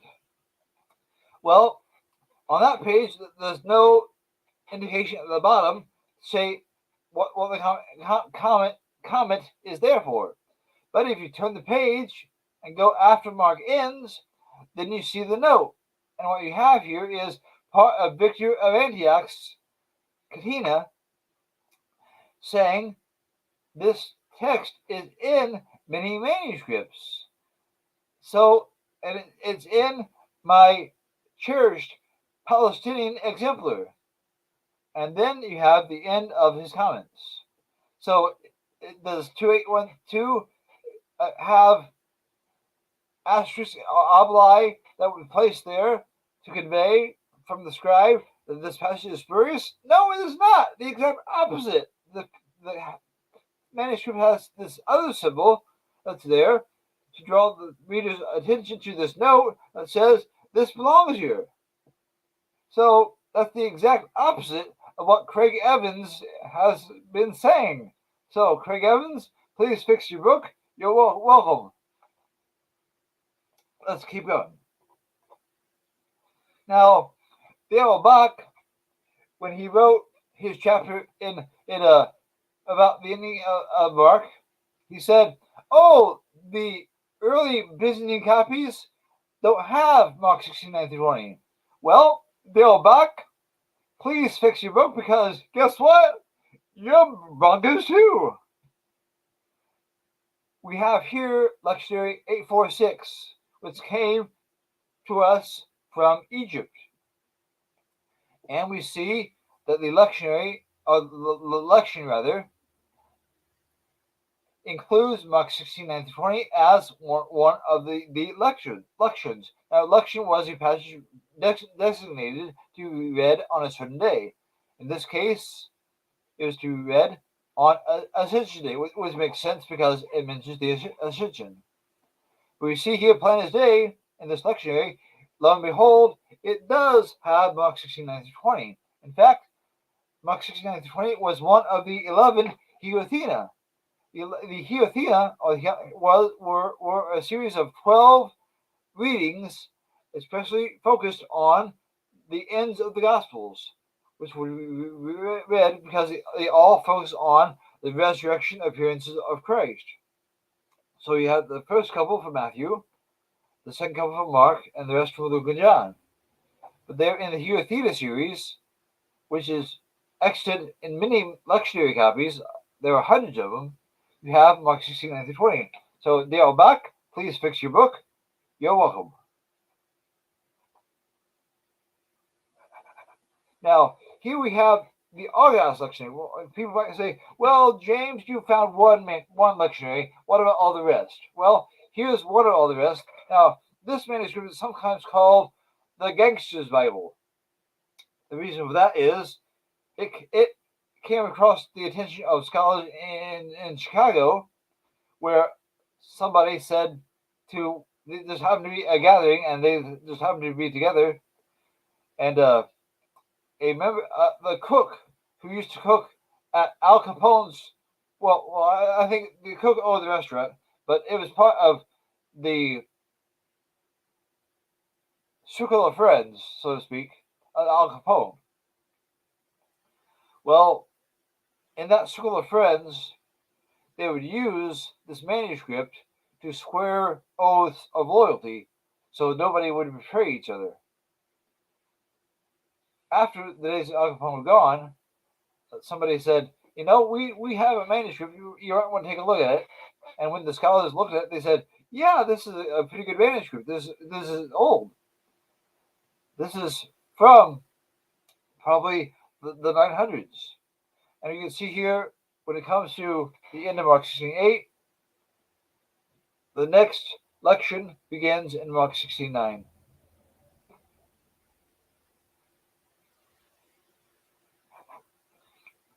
Now, some folks will also say, well, yeah, but look at the vocabulary of Mark 16:19-20. Mark 16:19-20 has 17 words that Mark never uses anywhere else. Now, bear in mind that some of those words are words that Mark never had any reason to use anywhere else, like 11. Now, I'm pretty sure that Mark knew the number 11. He's always had a reason to use number 12 because before there had been 12 disciples. After Judas goes away, you have 11. So then you have an occasion to use the word 11. So simply having an occasion to use these words, that explains part of that. But when people say, well, that vocabulary, that's a big deal. Why would Mark use all these words that Mark never shows that he knows anywhere else? It must be a different writer. Well, what's your standard of comparison? What's the baseline? They never ask that. They just make that assumption and use 0 as the baseline. But if you look at other 12-verse segments of Mark, you'll see other 12-verse segments that have even more once-used words. Are these also supposed to be in question because of the vocabulary? Because Mark 7:17 through 28 has 21 once-used words. 12:34 through 13:1 also has more once-used words. And you can see here on your screen that there are these other segments of Mark, 12 verses, that have more once-used verses than Mark 16, verses 9 through 20 has. So the vocabulary objection is not valid. Okay, we now meet the shorter ending. Now, the shorter ending is a alternate ending, or at least it was initially. We see it here in what's called Old Latin Codex Babiensis. Now, the scribe of Codex Babiensis was probably the worst scribe of any biblical manuscript ever. But since his manuscript has survived, here we go. At the end of Mark 16:8, or close to the Mark 16:8, in Mark 16:8, the scribe left out the part that says the women were afraid. Okay, so that part is simply not there. It's like Mark never wrote that part to describe. Because in the short ending, the women go on to share what they have just seen and heard there at the tomb. Well, if the women say nothing to anyone, then how can you say the woman didn't say anything to anyone, and yet in the next breath, the woman went and said everything to Peter? So to avoid having that contradiction, they just took out that part of Mark 16:8. Here we have the short ending in Latin, except the scribe did not quite write it correctly, because instead of saying that after they heard these things from the woman, Christ sent out from east to west the apostles with the sacred and universal gospel of eternal salvation. Instead of saying they went out from east to west, he wrote from east to east, which doesn't make any sense. That's the kind of scribe we're dealing with in Codex K. That's another name for this codex. Also, the scribe skipped the word at the bottom there. That's a correction. That should be up higher. So this was not a very good scribe, and yet somehow in ESV's footnote we always saw earlier, the scribe gets special attention, even though there are thousands of other Latin manuscripts. But that's the earliest manuscript that has the shorter ending. It's probably from the 400s.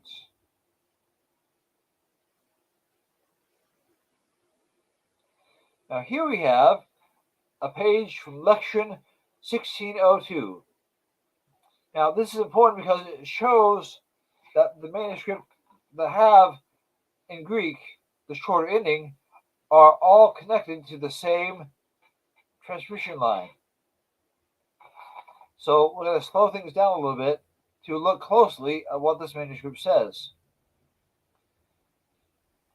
Before it presents Mark 16:9, now it's already presented the shorter ending, what we saw in the Codex Babiensis. Here it's in Greek and Sahidic. Sahidic is a dialect of Coptic, which was spoken in Egypt. So there's no reason to doubt where did this come from, because we see it in this dialect that was distinct to one particular area. That's where we see this come into play. So in the notes, and the notes are important even though they're hardly ever mentioned by commentators, but in the notes that accompany Mark 16:9-20, we see before the shorter ending, in some copies, this is after verse 8. Sorry, I think I got mixed up there or before. Before the end of it, on this page, the shorter ending begins the page. That's what we're looking at here in the left column. This is after verse 8. So we have the first note. Sorry for a drink.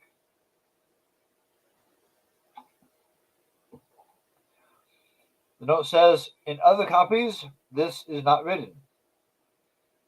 Then it has the shorter ending.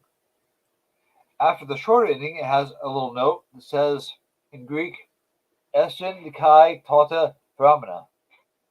That same note is also found in Codex 019. That's also known as Codex L.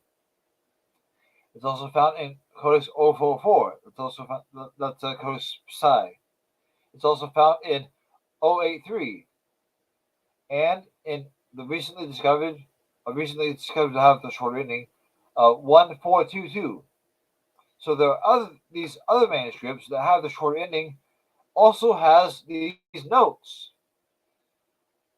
Now, what's the total number? We saw from the ESV footnote that there were other manuscripts that have the short ending. Well, the total number of Greek manuscripts that have the short ending is 8. That's it. So before Mark 16:9, in lectionary 1602, it has verse 8, part of it, the second part, rewritten. And we see that also done in manuscript 099 and 2932. 2932 was only recently discovered. Probably most books today that are commentating on Mark, they might, if they go into detail about the short ending, they'll say, well, 6 manuscripts have the short ending. Well, the thing is, all 6 of those manuscripts also continue with verses 9 through 20. Well, that's a bit of an exaggeration because some of those manuscripts are damaged, but they all have verse 9, which means if they were in good condition, the condition they were in when they were made, then we would see all of verses 9 through 20. But in 099 and 2937, we see verse 8 rewritten, part of it. I say verse 8b, rewritten before verse 9. So that connects 099, 2937, and this lectionary to Egypt, one particular locale. That's connecting these 3 manuscripts. And the note that's also in this manuscript 1602 is also in 019, 044, 083, and 1422. So it's not like we're getting manuscripts from Ireland and Armenia and Syria and Rome and Africa and Asia Minor. All these boil down to one particular locale. Now, there's one manuscript, a later manuscript called 274, which in Bruce Metzger's book, he has a picture of it. But in that manuscript, the short ending is in the margin, the lower margin of the page.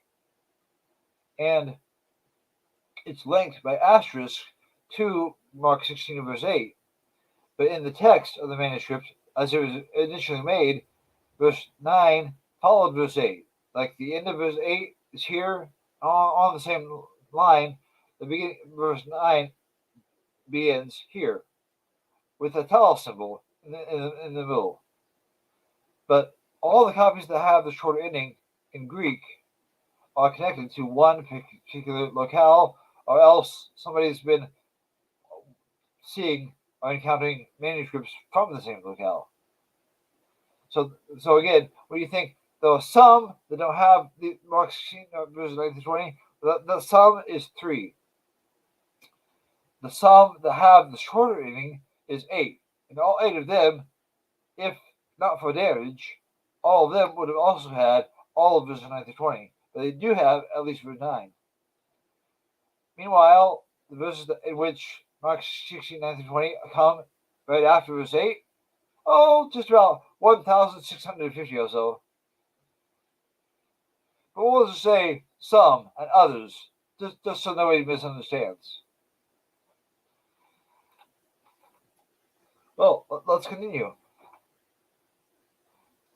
Now, there's not just external evidence. When we look at manuscripts and versions and so forth, that's when we look at external evidence. When we look at internal evidence, we're looking at features that are built into the text.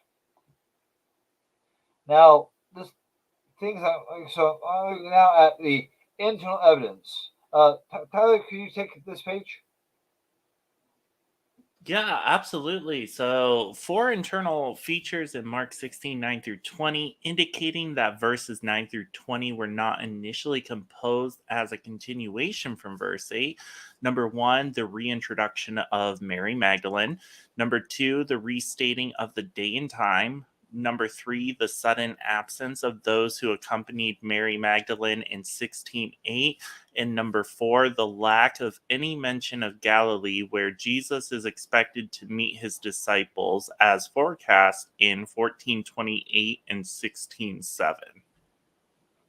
Yes. So these are internal factors. When you analyze the text, and you see that in Vaticanus and Sinaiticus, there is no Vision 1920. And then we see these 4 internal features. We see Mary Magdalene, as the narrative goes, last time we saw it in verse 8, she was not standing by herself. Other women were with her. But in verse 9 and verse 10, they're gone. There's no mention of them. Also, Mary Magdalene has just been introduced in chapter 16 earlier. So why do you mention her again in this way? To say, Jesus cast out from her 7 devils. And finally, number 4, there's no explicit mention of Galilee, because in verse 7, that's the place where Jesus is supposed to go. That's where the disciples are supposed to meet him. That's forecast back in chapter 14, but again in verse 7 of chapter 16. So this has led some scholars to say, well, why would Mark do this? And they say, well, he wouldn't. So let's go with the Alexandrian text, even though it's only got 3 copies in its favor, three Greek copies in its favor, and one Syriac copy, and 1 Coptic copy. We're going to say, let's remove this from the Bible. And so they do. That's what they do if they thought they could get away with it and still sell the Bible. The RSV put verse 1920 in a footnote. Now today, the New Revised Standard Version still has Mark 16:19-20 in the text, but they put it in brackets. And if you read your introduction to your Bibles, most people don't. But you'll see them say, brackets mean, we don't think this is original. But there is another explanation that explains why these features are there.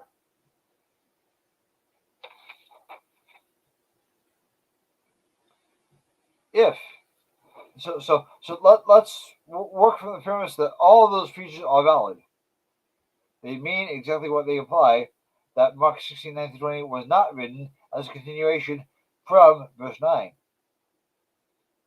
If Mark, under Roman persecution in Rome, is writing, and he's interrupted, like there's a knock at the door, and it's Roman soldiers, and Mark has to rank around for it, and he leaves behind his unfinished account, his colleagues in Rome, who've been hearing Peter preach for years, when they come to this book that's given to them as the memoirs of Peter, and they see it's unfinished, they say, well, what are we going to do?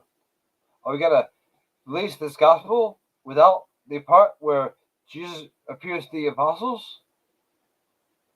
Are we going to leave it with Peter? The last time we see him, he's just like Jesus 3 times and has gone out to weep? No. They go to what others think Mark has written. They go to what Mark wrote possibly at Easter time, because Easter was celebrated year after year from the earliest days. They take Mark's Easter time writing and add that to Mark's other writings, and thus make a complete account of the ministry of Christ. Only after this was done, the copies began to be made and distributed for church use. Now, Alexander scribes in Egypt, like we see Mark 16:19-20 everywhere else. We see it in Ireland. We see it in Europe. We see it in Africa. We see it in Italy. We see it in Asia Minor. We see it in Israel. We see it in Armenia. We see it in Syria. But we don't see it early on in Sinaiticus and Vaticanus, which the text comes from Egypt. And that's where the Alexandrian text originated with this form of the text. I think that the Alexandrian scribes removed verses 9 through 20 because when they got their copies of Mark, they got them with the understanding, right or wrong, this is just Mark's work. We don't. This did not come from Peter. This came from Mark. Now the whole book came from Mark, but the way they understood it, Mark was using Peter's memoirs. But for verses 9 to 20, it was all Mark. To them, that would be like they would say, well, we don't want what the secretary wrote. We just want what comes from with apostolic authority from St. Peter, the martyr. And so they removed verses 9 through 20. So there was a brief period of time in which the Gospel of Mark circulated in Egypt without verses 9 through 20. That's what we see in the Codex Vaticanus and Codex Sinaiticus. We also see in Codex Sinaiticus one of those two manuscripts in Codex Sinaiticus at the end of John. They had this scruple, this foible, this misgiving about removing anything secondary or that they thought was secondary from the text. We have, even though you won't see it on the Codex Sinaiticus website, years ago there was another scholar named T.C. Skeet. T.C. Skeet said or wrote that,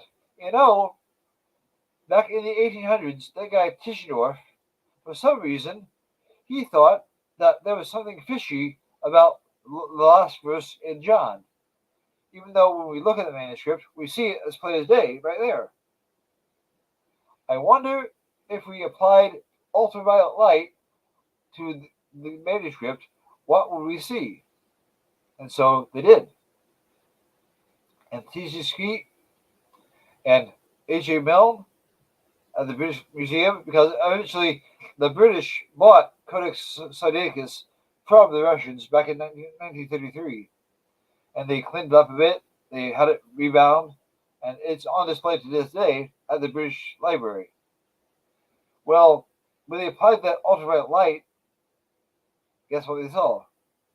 They saw that the scribe of the manuscript initially had not included the last verse of John 21. Verse 25 had not been written. The scribe had closed things out one verse earlier, and then wrote, end of the Gospel of John. That's how they would normally conclude a book.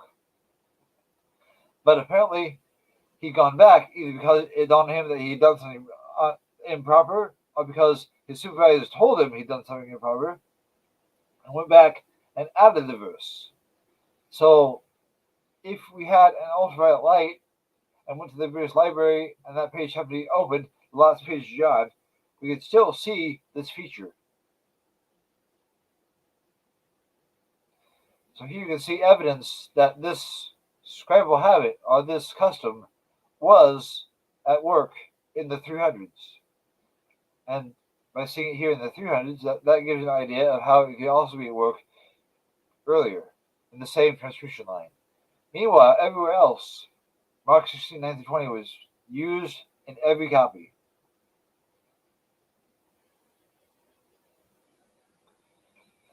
Here is a picture that was from one of the old visitors, basically a souvenir book that they used to hand out or sell at the British Library.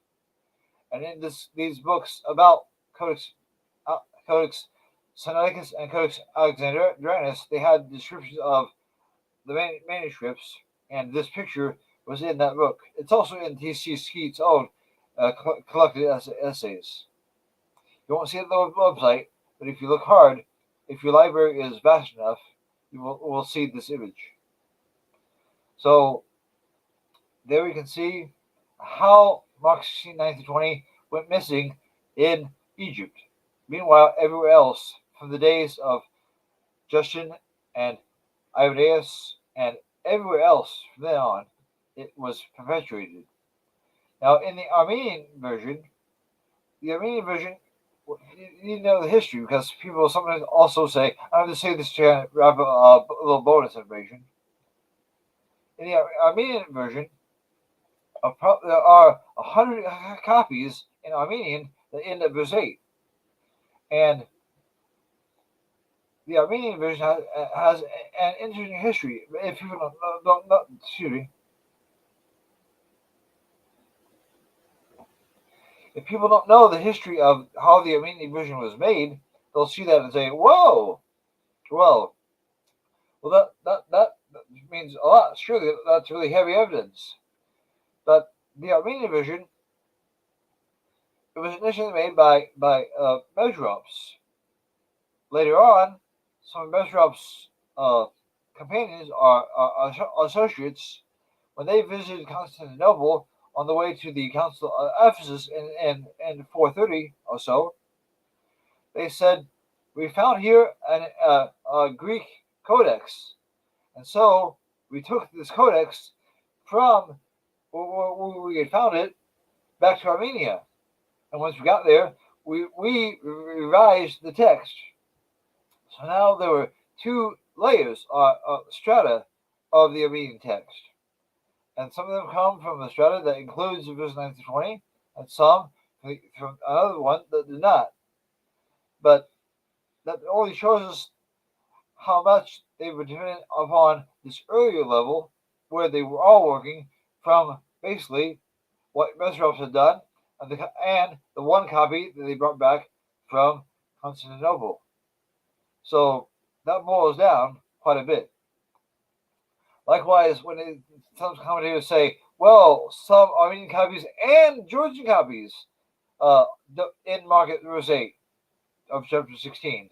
Well, the thing is, even though some folks might not notice, but the Gospels in Georgian were translated from Armenian. So saying the Armenian and Georgian copies, it's kind of like saying John told me this, and also his echo told me this. So really believe it.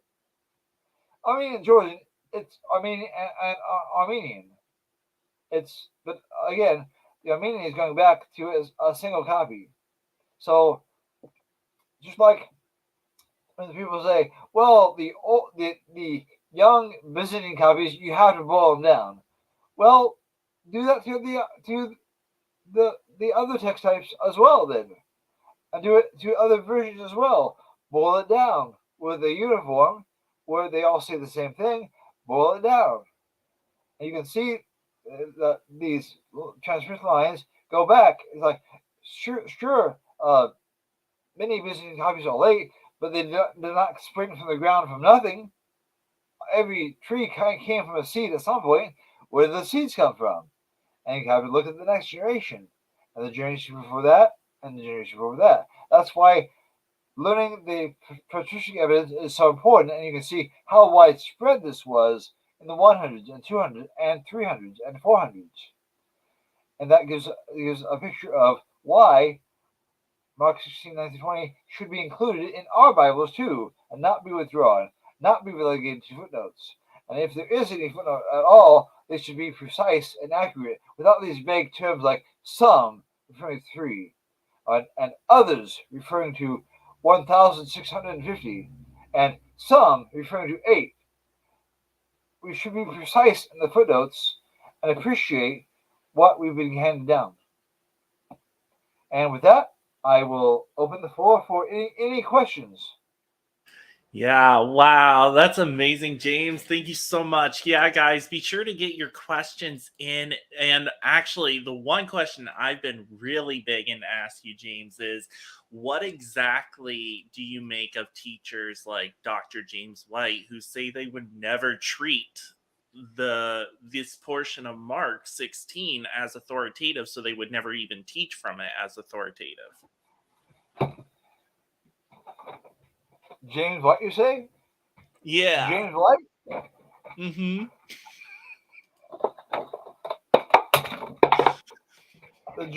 The same James White who declines my offer to debate him on the subject for years, even though I've offered Interesting. anytime, anywhere, any place. James White, That James White you talking about?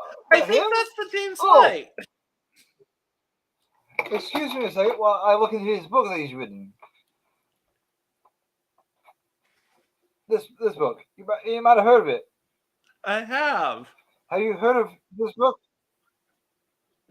You sure Yeah. have. Well, let's see what he had to say. In Mark 16. Now, excuse me while I try to find it here. Ah, there it is. On the back of it, the second edition of the book. Now I'm not even going to worry about all the mistakes that are in the first edition. I'm just going to use the second edition because I want to see how he treats things now. I noticed that when he comments on Mark 1, 2 through 3 and tries to say, well, the Byzantine reading is wrong, what you read in the King James one is wrong, as he's describing manuscripts, he still refers to 2427. Well, the thing is, 2427 is a forgery. 2427 was made in the 1800s. So we should set that aside. But don't feel too bad, James White, because the scholars who made the Nestle Island 27th edition, they made the same mistake. So don't feel too bad about that.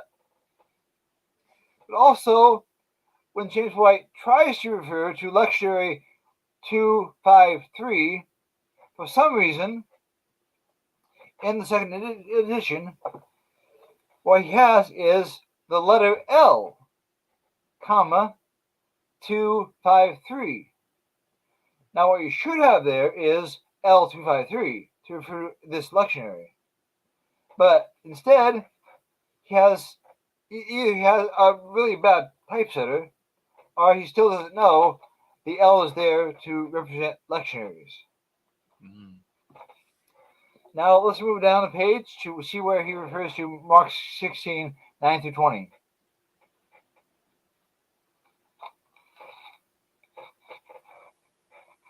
He says it is not in some manuscripts of the Sahadik version. There's no such thing as the Sahadik version. James White knows the material so well, that he does not know how to spell the word Sahidic. So be aware, when you read James White, you're not reading something from somebody who has, well, I will try to be gracious. I will say James White thinks he knows a lot more than he actually does. But elsewhere on YouTube, I have a whole other video where I go through all the mistakes that you can find in his books, or just in one of his books. And that, I think, filled 2 hours of time on YouTube. For sure. And I think it's important to says, realize. Oh, I'm Jerome sorry. was aware of manuscripts lacking the passage. Again, there's nothing about how Jerome is simply translating Eusebius. Yeah, there's nothing about how what Jerome wrote is a abridgment of what Eusebius wrote. You would never get that impression from James White so far. And when he says, second, the passage is included in a number of manuscripts, including F1, 205, and others. Now, actually, in real life, 205 is a weak member of Family One. So it's like saying, like we see from other commentators, John said this, and his echo did too. He says, along with critical marks, such as asterisk or obli, indicating the scribe knew of its questionable nature. Now, as we saw in Family One, these 15 is the number that James White seems to have trouble saying 15. A lot of commentators don't seem to be able to count past 15 because they never say the exact number. How many manuscripts have this note or a note like it? 15. Why are they all being so vague? Because all they're doing is reading Metzger. They're all reading this book. But Metzger, I can turn there here. Time out while I find the page. Time. Metzger says, not a few manuscripts which contain the passage have scribal notes stating that the older Greek copies lack it. Now, obviously, it's going to be early copies, because how could a scribal note say later copies? So Metzger just threw in the word older. And Metzger says, in other witnesses, the passage is marked with asterisk or obeli, the conventional signs used by copyists to indicate a spurious addition to a document. The reason why writers like Dan Wallace and James White are being vague about this and not being specific in how many manuscripts there are is because all they've done is read Metzger and paraphrased what Metzger says. They don't want to plagiarize Metzger, although they might as well, because they're plagiarizing his thoughts. If you go thought for thought, you'll see what they've done is take that from Metzger, found different words to give the same thought, but they've never done the work to say, this is how many manuscripts we have, because Metzger just said, not a few. Well, other guys like Craig Evans turn not a few into many, but that's wrong. The total is 15 out of over 1,600 manuscripts. So they're doing a great disservice to themselves and to their own credibility. Dr. White, please fix your book. Dr. Evans, please fix your book. You're welcome. You're welcome. Another thing James White says is, what's more, some Old Church Slavonic manuscripts from as far along as the 10th century include only verse 9 through 11 of the longer ending. Apparently, James White has not thought things through and says, wait a second, if you have evidence of Mark 16, 9 through 20 from as far back as Justin and Irenaeus and Tatian, wouldn't it be super obvious that if a manuscript ends at 16 verse 11, not at verse 8, not at verse 9, not at verse 10, but at verse 11, it simply means somewhere along the line a manuscript was damaged, and that's why it ends at verse 11. Yes, it's obvious. Well, it's apparently not obvious to James White. I don't know why it doesn't dawn on him, because you would think somebody would think through and realize that that's what it means. Again, wow. I think all White did in this case was read an earlier edition of the UBS Greek New Testament and see a footnote and extrapolate what he thought it meant, but it means the exact opposite. Wow. That's and crazy. He goes a bit further and says, Codex W, that's the one we saw earlier, Codex W, adds an entire paragraph of the long ending between verses 14 and 15. This is the Philologion, and we saw it. White treats this as if this is evidence that verses 9 through 20 are late. In real life, this is how Metzger described the Philologion. Time out to find the page. Okay, there we are.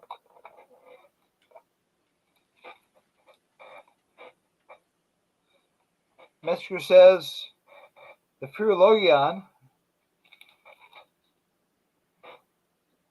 Put that out there. Oh, okay. Metzger says the Philologion probably comes to us from the 2nd or 3rd century. So, in other words, somebody had a copy of Mark in the 200s or 300s and added to it between verse 14 and 15 the Philologion. White treats this as something late, or as an indicator of lateness. Dr. White, are you sure? Because Metzger dates the Philologion's creation to the 100s or 200s. So again, James White seems to, in more than one case, take something that points one way and convey to his readers that it points the opposite way. Hmm. So, again, check your commentators. There's misinformation very, very widespread. In Norman Geisler's works, Norman Geisler, the apologist, his work on Mark 16, 1920 is some of the worst I've ever seen. It's incredible how somebody can get so many things wrong on one page. But Norman Geisler is by far the only one. Craig Evans, another apologist, another one, gets this thing totally wrong. Dan Wallace, not only in big things, but in small things too, he gets this very, very, very wrong. So again, if you know any of these guys, let them know they need to fix their books. If you know a publisher, tell them they need to fix their books, because sometimes the commentators won't do it. William Lane was a commentator who, I have his book. William Lane made a very major commentary on Gospel of Mark, got several things wrong, but went on to work on the NIV. So if you're wondering why is the NIV so misleading, well, it's because one of the people that made it was so misled. But in Lane's commentary, he can no longer fix that commentary because he is deceased. Likewise, Norman Geisler is now deceased. And someday, if the Lord tarries, those writers will be deceased. So writers who are living, please fix your works now, so guys like me don't have to come along later and try to undo all the damage you've been doing by giving people fiction presented as facts. And again, Wow. you're welcome. And does anybody else have any questions?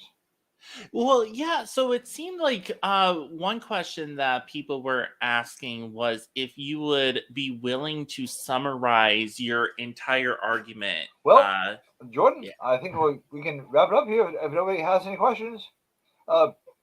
Remember, if you have a Kindle, I think we might my have a book, slight delay, James. We might have a slight delay my book between is us. called Authentic Case.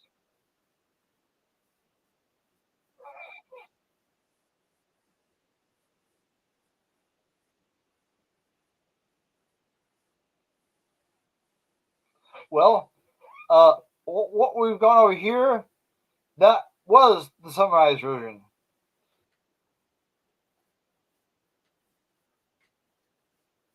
Yeah, we could. But what you've seen here, that was the summarized version.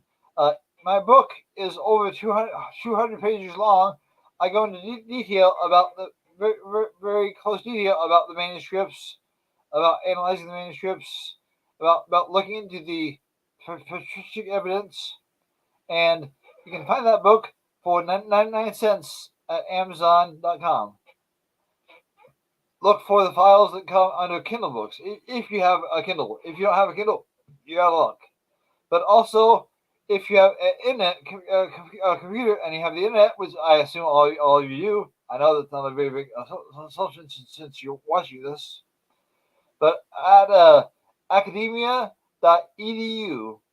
if you search for my name, eventually you'll find the book, Authentic, the Case for Mark 16, 9 through 20.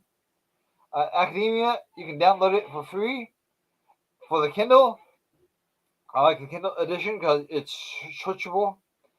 I sell that for 99 cents. If somebody wants to put money in my pocket, they can also buy the Scholars Edition, which is the exact same book, but for $35. Some folks say, well, those cheap books, you get what you pay for. But in this case, you get the same book whether it's $35 or 99 cents. I plan to update this book because there's even more information now than there was in 2016 when I initially wrote it. For instance, in the past 10 years, we've discovered 2 more Greek manuscripts a person named Mina Monier found them and found out that they have the shorter ending. So Hugh Carlton, who is best known for his Latin work, along with Mina Monier, have found two more Greek manuscripts that have the shorter ending. Of course, in these two manuscripts, they also have the rest of Mark 16:19-20. So instead of saying 6, we now say 8. But of course, if you make a footnote, like for the NIV, you just say others. So, in closing, I hope that people will realize that how vague the footnotes are. That's a habitual problem with Bible footnotes. It's a chronic problem. They seem to say some when there's no reason to be vague. There's no reason to blur the evidence. We could very easily bring it into focus and just say the numbers. I know no textual variants get decided by just number, but it's still good to see what is the lay of the land and see how widely in history Mark 16:19-20 has been treated as inspired scripture. And that's the way we should continue to go on, recognizing Mark 16:9-20. I hope I've answered all of your questions. Absolutely. That's it. Oh, hold on. Also, my cat Duna says hello. Oh no! All right, the cat. Okay, well, thank you for being with me. I know I went on a bit. I love it. I love all the details, James, and I really hope there's not too much. Nobody of a delay has any between more us questions? I think there's still a little bit of a delay between us. Okay. Folks. Well, from time to time, on my blog, the text of the gospels.com, every now and then somebody will say something silly, and I will have to write and fix it again. Hopefully, that will decrease and not increase as we keep going. Absolutely. Well, guys, I think there's a little bit of a delay between us, so I want to thank James for tuning in or coming by. I want to thank you guys for tuning in, and I hope you all have an amazing night. It's all yours. All right. God bless. Thank you so much to my generous patrons who help me do this full time. If you'd like to help me do this full time, there is a PayPal donation link in the description, or consider becoming a Patreon today. For only $5 a month, you can gain access to weekly Patreon only streams and posts, all my research notes, and all your comments will be prioritized and answered first. Higher tiers receive free Revivalist for Christ merch, a shout out in all videos, early access to content, and even can decide what content I post on the channel. There is much, much more, so consider becoming a Patreon today by heading over to patreon.com/revivalist for Christ. If you're not sure that you're going to heaven, be sure to click the video on the left or click on the right for more great content. Also, be sure to subscribe to the channel to help equip you, the 21st century Christian, in the field of apologetics and evangelism by clicking on the channel logo in the middle.